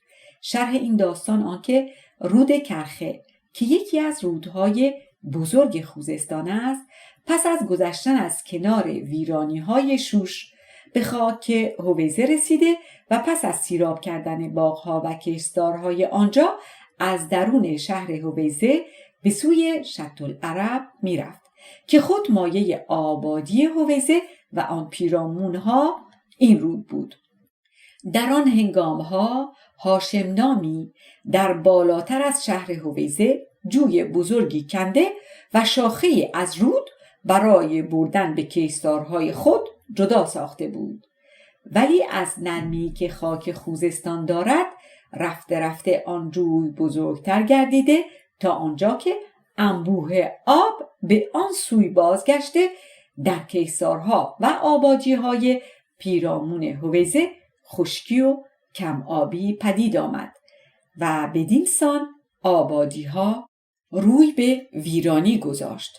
در دوره والیگری مولا محسن گذشته از تاخت و تاز اعراب گرفتاری دیگری همین داستان بی‌آبی بود. مولا محسن خواست بندی در دهنه جوی هاشم پدید آورده بدین سان آب رفته را به جوی باز آورد، ولی از ناتوانی از این کار نیز درماند و تنگی و نایابی در هویزه و آبادی‌های پیرامون آن پیدا شده سختی کار هرچه بیشتر گردید. مشایخ عرب از مولا محسن نومید گردیده و چون این هنگام میانه زندیان و قاجاریان کشاکش برخاسته و پادشاهی برای ایران شناخته شده نبود که از او والی دیگری درخواست نمایند، ناگزیر شده نزد مولا محمد پسر دیگر جودالله که مرد گوشه نشینی بود رفته از او خواستار شدند که والیگری را پذیرفته باری به چاره درد بی‌آبی بکوشد. مولا محمد خواهش آنان را پذیرفته و والیگری را به گردن گرفت. پانوشت برگ 116 در یادداشتی تاریخ والیگری مولا محمد را یوم الثانی و العشرین من جمادی الاول سنه 122 نوشته که همانا خواستش 1202 بوده. بازگشت به متن.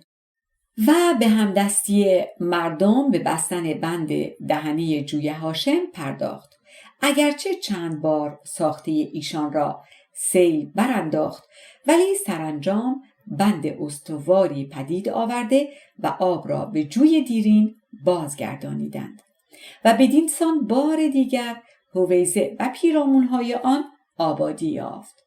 پس از مرگ مولا محمد چون این زمان شورش ایران فرو نشسته و قاجاریان بر روی کار آمده و نوبت پادشاهی به فتحعلی شاه رسیده بود، با فرمان او مولا مطلب پسر مولا محمد حکمران هویزه گردید. پانوشت برگ 2 در همان جنگ می نویسد خروج مولا محمد و حکم مولا عبدالعلی یوم الحادی عشر من جمادی اول سنه 12. از این جمله های غلط و نارسا پیداست که زمانی ملا محمد کناره جسته و ملا عبدالعلی نامی رشته والیگری داشته، ولی داستان دانسته نیست. بازگشته به متن. پس از دیری هم او برداشته شده، عبدالعلی خان پسر مولا اسماعیل حکمرانی یافت. شاید در زمان حکمرانی همین مولا عبدالعلی یا در زمان جانشینی او بوده که در حدود سال 1250 قمری یا ماهی برابر 1213 خورشیدی اسلامی شبی ناگهان سیل کرخه زور آورده و بند جوی هاشم را که از زمان مولا محمد 40 سال بیشتر برپا بود برانداخت و همه آب رود به یک بار به جوی هاشم بازگشت. در سایه این پیش آمد در هویزه چندان بی آبی شد که مردم از بیم تشنه ماندن در بستر رود چاها می‌کندند که بازمانده آب را برای خوردن در آن چاها ذخیره نمایند. از آن زمان بار دیگر در هویزه و آن پیرامونها ویرانی‌ها روی داد. هر سال حکمران هویزه تلاشی به کار برده بندی می‌بست و اندکی آب به کشتزار می‌رساند، ولی پس از اندکی بار دیگر بند برمی‌افتاد. از جمله خانلر میرزا در زمان حکمرانی خود در خوزستان چون از بستن بند از دهنه جوی هاشم سودی نمیدید، خواست جوی دیگری از جوی هاشم جدا کرده و آن را به جوی دیرین رود برساند و بدین سان آب را به هویزه بیاورد و 7000 تومان پول آن زمان خرج این کار کرد که در آغاز کار نتیجه خوبی داد. اما پس از اندکی بار دیگر آب به جوی هاشم بازگشت و همه خرجها و زحمتها هدر رفت. به گفتگوی خود از مشعشعیان باز می‌گردیم. در سال 1257 ماهی یا قمری یا 1220 خورشیدی اسلامی که معتمدالدوله منوچهرخان به گوشمال و سرکوب محمد تقی خان بختیاری و شیخ سامر کعبی لشکر به خوزستان کشید که ما داستان آن را در جای دیگری نوشته ایم. ملا فرج الله مشعشعی که حکومت هویزه داشت دولت خواهی نموده نزد منوچهرخان آمد و او چون محمد تقی خان را گرفتار کرده و شیخ سامر را از خوزستان بیرون رانده بود، حکمرانی سراسر خوزستان را به ملا فرج الله سپرد. سپس در سال 1263 قمری یا ماهی یا 1226 خورشیدی اسلامی ملا فرج الله به تهران آمده از حاجی میرزا آقاسی نوازش فراوان یافت و چنان که در ناسخ تواریخ نوشته بار دیگر به نام حکمران سراسر خوزستان به آنجا فرستاده شد، ولی گویا این بار او را چندان توانایی نبود و جز به هویزه و آن پیرامونها فرمان نمیراند. پس از ملا فرج الله خان پسر او ملا عبدالله و ملا مطلب و ملا نصرالله پسر عبدالله و ملا محمد پسر نصرالله و ملا مطلب برادر او یکی پس از دیگری به نام برگماشتگی از حکمران خوزستان که در شوشتر نشیمن داشت در هویزه فرمانروا بودند و چنان که رسم خوزستان است مالیات آن پیرامونها نیز به دست ایشان بوده که از مردم گرد آورده به حکمران خوزستان می پرداختند. در آخرهای زمان ناصرالدین شاه عشیره بنی طرف در نزدیکی های هویزه نشیمن دارند و مردم دلیر و جنگجو می باشند. سر از فرمانبرداری مشعشعیان پیچیدند و گاهی با دولت نیز نافرمانی می نمودند. از آن هنگام این عشیره از خاندان مشعشعی جدا گردید که شیخ جداگانه برای خود داشته و مالیات را یکسره به دولت می پرداختند.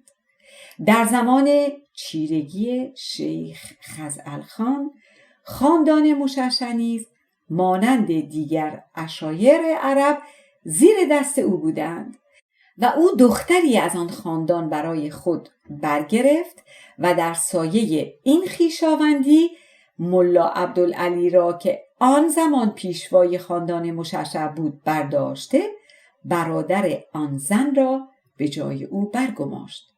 ولی چون در سال 1303 خورشیدی زمان خودسری شیخ خزعلی خان هم سپری گردید و دولت در خوزستان نیرو یافت، کارها را به دست خود گرفت که ما داستان آن را در کتاب جداگانه‌ای نوشته‌ایم. حاکم نظامی بار دیگر پیشوایی خاندان مشعشعی را به مولا علی خان سپرد. پایان این نوشته. برگ 118 دنباله. چنان که نوید داده ایم اینک در دنباله کتاب برخی از نوشته های سید محمد مشعشع را از کتاب او کلام المهدی در اینجا می آوریم. سید محمد مشعشع بنیانگذار دین شیعه مشعشعیان. 1. در این نوشته عقیده باطنیگری خود را درباره امام علی ابن ابی طالب باز نموده، سپس به دعواهای گوناگون خود می پردازد. بسم الله الرحمن الرحیم. الاعتقاد ان علیا الذی کن بالجنب نبی هو السر الدائر فی السما والارض و محمد کان هو الحجاب بنوع الرسالة و الهد اشهد اماما کانو هم ملائکة منهم علیها و منهم علیهم و سلمان من اهل بیت و اهل بیت اهل طریقت و المعرفت و کل من وصل الی عرفان کان و همینجور ادامه داره و من چون عربیم خوب نیست نوشته را پی میگیرم. این نوشته اوست که در برگ 10 و 11 و برگ 26 و 27 یاد آن کرده شده. در اینجا جمله های حتی جاءت الشعت الجدی و الا ان جاءت الشلدوب که هر کدام اشاره به داستانی خواهد بود به ما روشن نیست. درست خواست او را از کلمه شعشع که شاید درست آن شعشع بوده به دست نیاوردیم. باز هم بسم الله الرحمن الرحیم. ایها الناس رحمت الله علیکم تعالی و عفی عنکم من یکون امتحن الله اعظم من هذا السیدی الذی ترون فونتم 15 سنة یلعون الناس و یسفون و یأمرون بقتل و قتل اولاد و هو ینزهم من بلد الى بلد حتی جاءت الشعشة الجدی رضی الله عنها و ما بقیت الارض تأسعهد دهر علب الجبال و سارت الکلحل الجنان یریدون قتل من تلک الشعشة فما نجا عربی ادامه داره. این همان زیارتنامه است که نامش را برده ایم. گویا این را ساخته بوده که پیروانش روزانه یا در پاره روزها آن را بخوانند و از عبارتهای آن پیداست که این مرد نادان چه دعواهایی داشته است و چه جایگاهی برای خود نشان می‌داده. برخی جمله‌های این زیارتنامه اشاره به دعواهایی است که شرح آنها را ما در این کتاب داده ایم. بسم الله الرحمن الرحیم. السلام علیک یا من سر المقام الرحمن. السلام علیک یا من هو الالسان المعبر بالحقیقت والعرفان. السلام علیک من یا اظهر فضلهم و نهی الامر الشریعت والقرآن. السلام علیکم یا من بدلیل التساوی الائمه بحیوت الابدان. السلام علیک یا من سهد دون حجاجک کل مجادل من علی النسل و الجان. السلام علیک یا من لولا لزال التکلیف الظهور المعهود به محکوتی. ادامه داره. 4. چنان که نوشتیم سید محمد گاهی نیز مشق قرآن سازی می کرده و سوره هایی مانند سوره های قرآن می ساخته. از جمله سوره‌ای در برابر سوره الرحمن ساخته که اینک بخشی از آغاز آن را در اینجا می آوریم. بسم الله الرحمن الرحیم. صدق الله العظیم المنان الحلیم الغفور الدیان مبدل السیئات عفوا و مغفرة و احسانا لا اله الا هو الرؤوف الحنان والارض وضعها للنام فیها فاکهة والنخل ذات الکمام والهبل ذو فلسف و ریحان فبا. و 5. یکی دیگر از سوره های او را می آوریم که در اینجا مردم را به یاری خود می خواند و نیز از خدا یاری می خواهد. بسم الله الرحمن الرحیم. فهذا اوان الاخذ السار به امر الله القوی الجبار فوا والجواب علی سایر اهل ابصار السعی والدخول فی سلک الانصار و من لم یحکم بما انزل الله فاولئک هم الفاسقون. عجبی و دعوا لی الله و آمنوا بیغفر لکم من ذنوبکم و یجرکم من عذاب العلیم الحلیم. عذاب العلیم. اللهم صل علی سایر الانبیاء المرسلین و شهدا و المقربین والانه لهم ولیک القائم و مرک الصادق به ادامه داره. 6. در نوشته پایین سید محمد بخش بیشتر بدآموزی های خود را با دلیل هایش یاد می کند و این نمونه از درهم بافی های اوست. بسم الله الرحمن الرحیم. معاشر المؤمنون رحمت الله کم و عفا عنکم انا هو البر الرحیم ان هذا اوان الظهور و القیام القائم من آل محمد اللهم صل علی وجه مخفی الامتحان العباد و خلاص العارفین لولا ذکر الحشر فی هذا الجمع علی من. برگ 124. واژه های کم آشنا یا ناشنا. آخته از نیان بیرون کشیده. آخشیج زد. آهنگ عزم. ارج قدر اهمیت. از چند سال باز، از چند سال پیش به این طرف. اصفهان اند مقدار. باج مالیات. باری اقلا لااقل. بالا قد. بایا وظیفه واجب. بدگوهر بدزاد. بدنهاد بدزاد. بسیج تدارک تهیه. به کسی رسیدن حق کسی بودن، حق داشتن. بنیاد اساس. بهر برای. به یک باره کلن به کلی. بی گفتگوست که روشن است که. بیم ترس احتمالی. پابستگی تقید. پاس احترام. پاک کلن معنی خودش را هم دارد. پایگاه درجه مرتبه. پتیاره بلا. پندار خیال خرافه. پنداشتن خیال کردن. پیکره عکس. تبار پدران کسی. تناشویی شستن تن. تنگ چشمی بخل. جایگاه مقام محل. جدایی فرق. جربوزه استعداد. جستار مبهر. چشم داشتن توقع داشتن انتظار داشتن. چندان آنقدر. چه بسا احتمالاً. چیرگی تسلط سلطه. چیستان معما. خرسندی خوشنودی سعادت.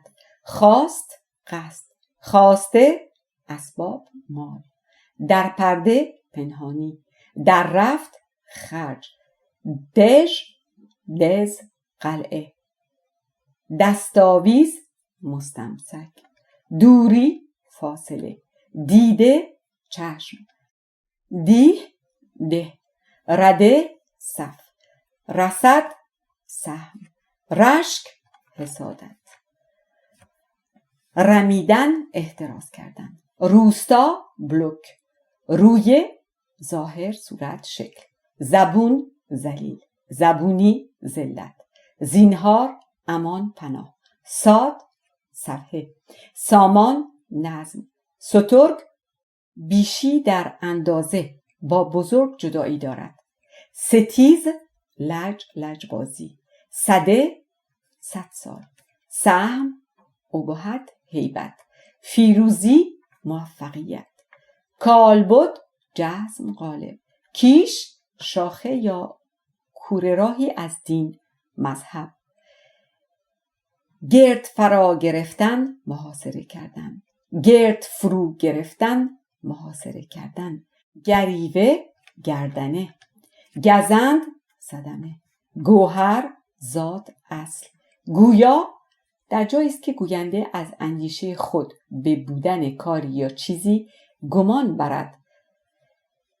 گیرانیدن بگرفتن، فرمودن، واداشتن، لابه التماس، نابسامانی بی‌نظمی، نژاد فرزندان کسی، نگاره نقاشی، نمودن نشان دادن، نواختن نوازش مهربانی کردن، نوید وعده دادن، نویسانیدن بنوشتن واداشتن، فرمودن بنوشتن، نهاد طبع، نهادن قرار دادن، قرار گرفتن، واقع شدن، همچشم رقیب، یارستن یاریدن، جرأت داشتن جرأت کردن، یکسره مستقیم. برگ 126 کتاب‌ها و گفتارهای همبسته با این نوشته: کتاب‌ها بهائیگری، تاریخ 500 ساله خوزستان، تاریخ و پندهایش، التشیع و الشیعیه، داوری شیعیگری، دفاع کسروی در دیوان کیفری، راه رستگاری، زندگانی من، شیخ صفی و تبارش، کاروند کسروی، گفت و شنود، نادرشاه، ورجاوند بنیاد. گفتارها همه در کتاب کاروند کسروی آمده است. بازگشت به متن. گفتارها ارزش دینار و تومان در سده‌های مختلف، افشارهای خوزستان، ایل افشار. پایان این کتاب در 126 برگ. به امید روز نزدیک که در آن نام کسروی به جای کشنده او در کوی و برزن و خیابان و بزرگراه و جاده های ایران بنشیند. از آنایتا ایرانی. audiobook.com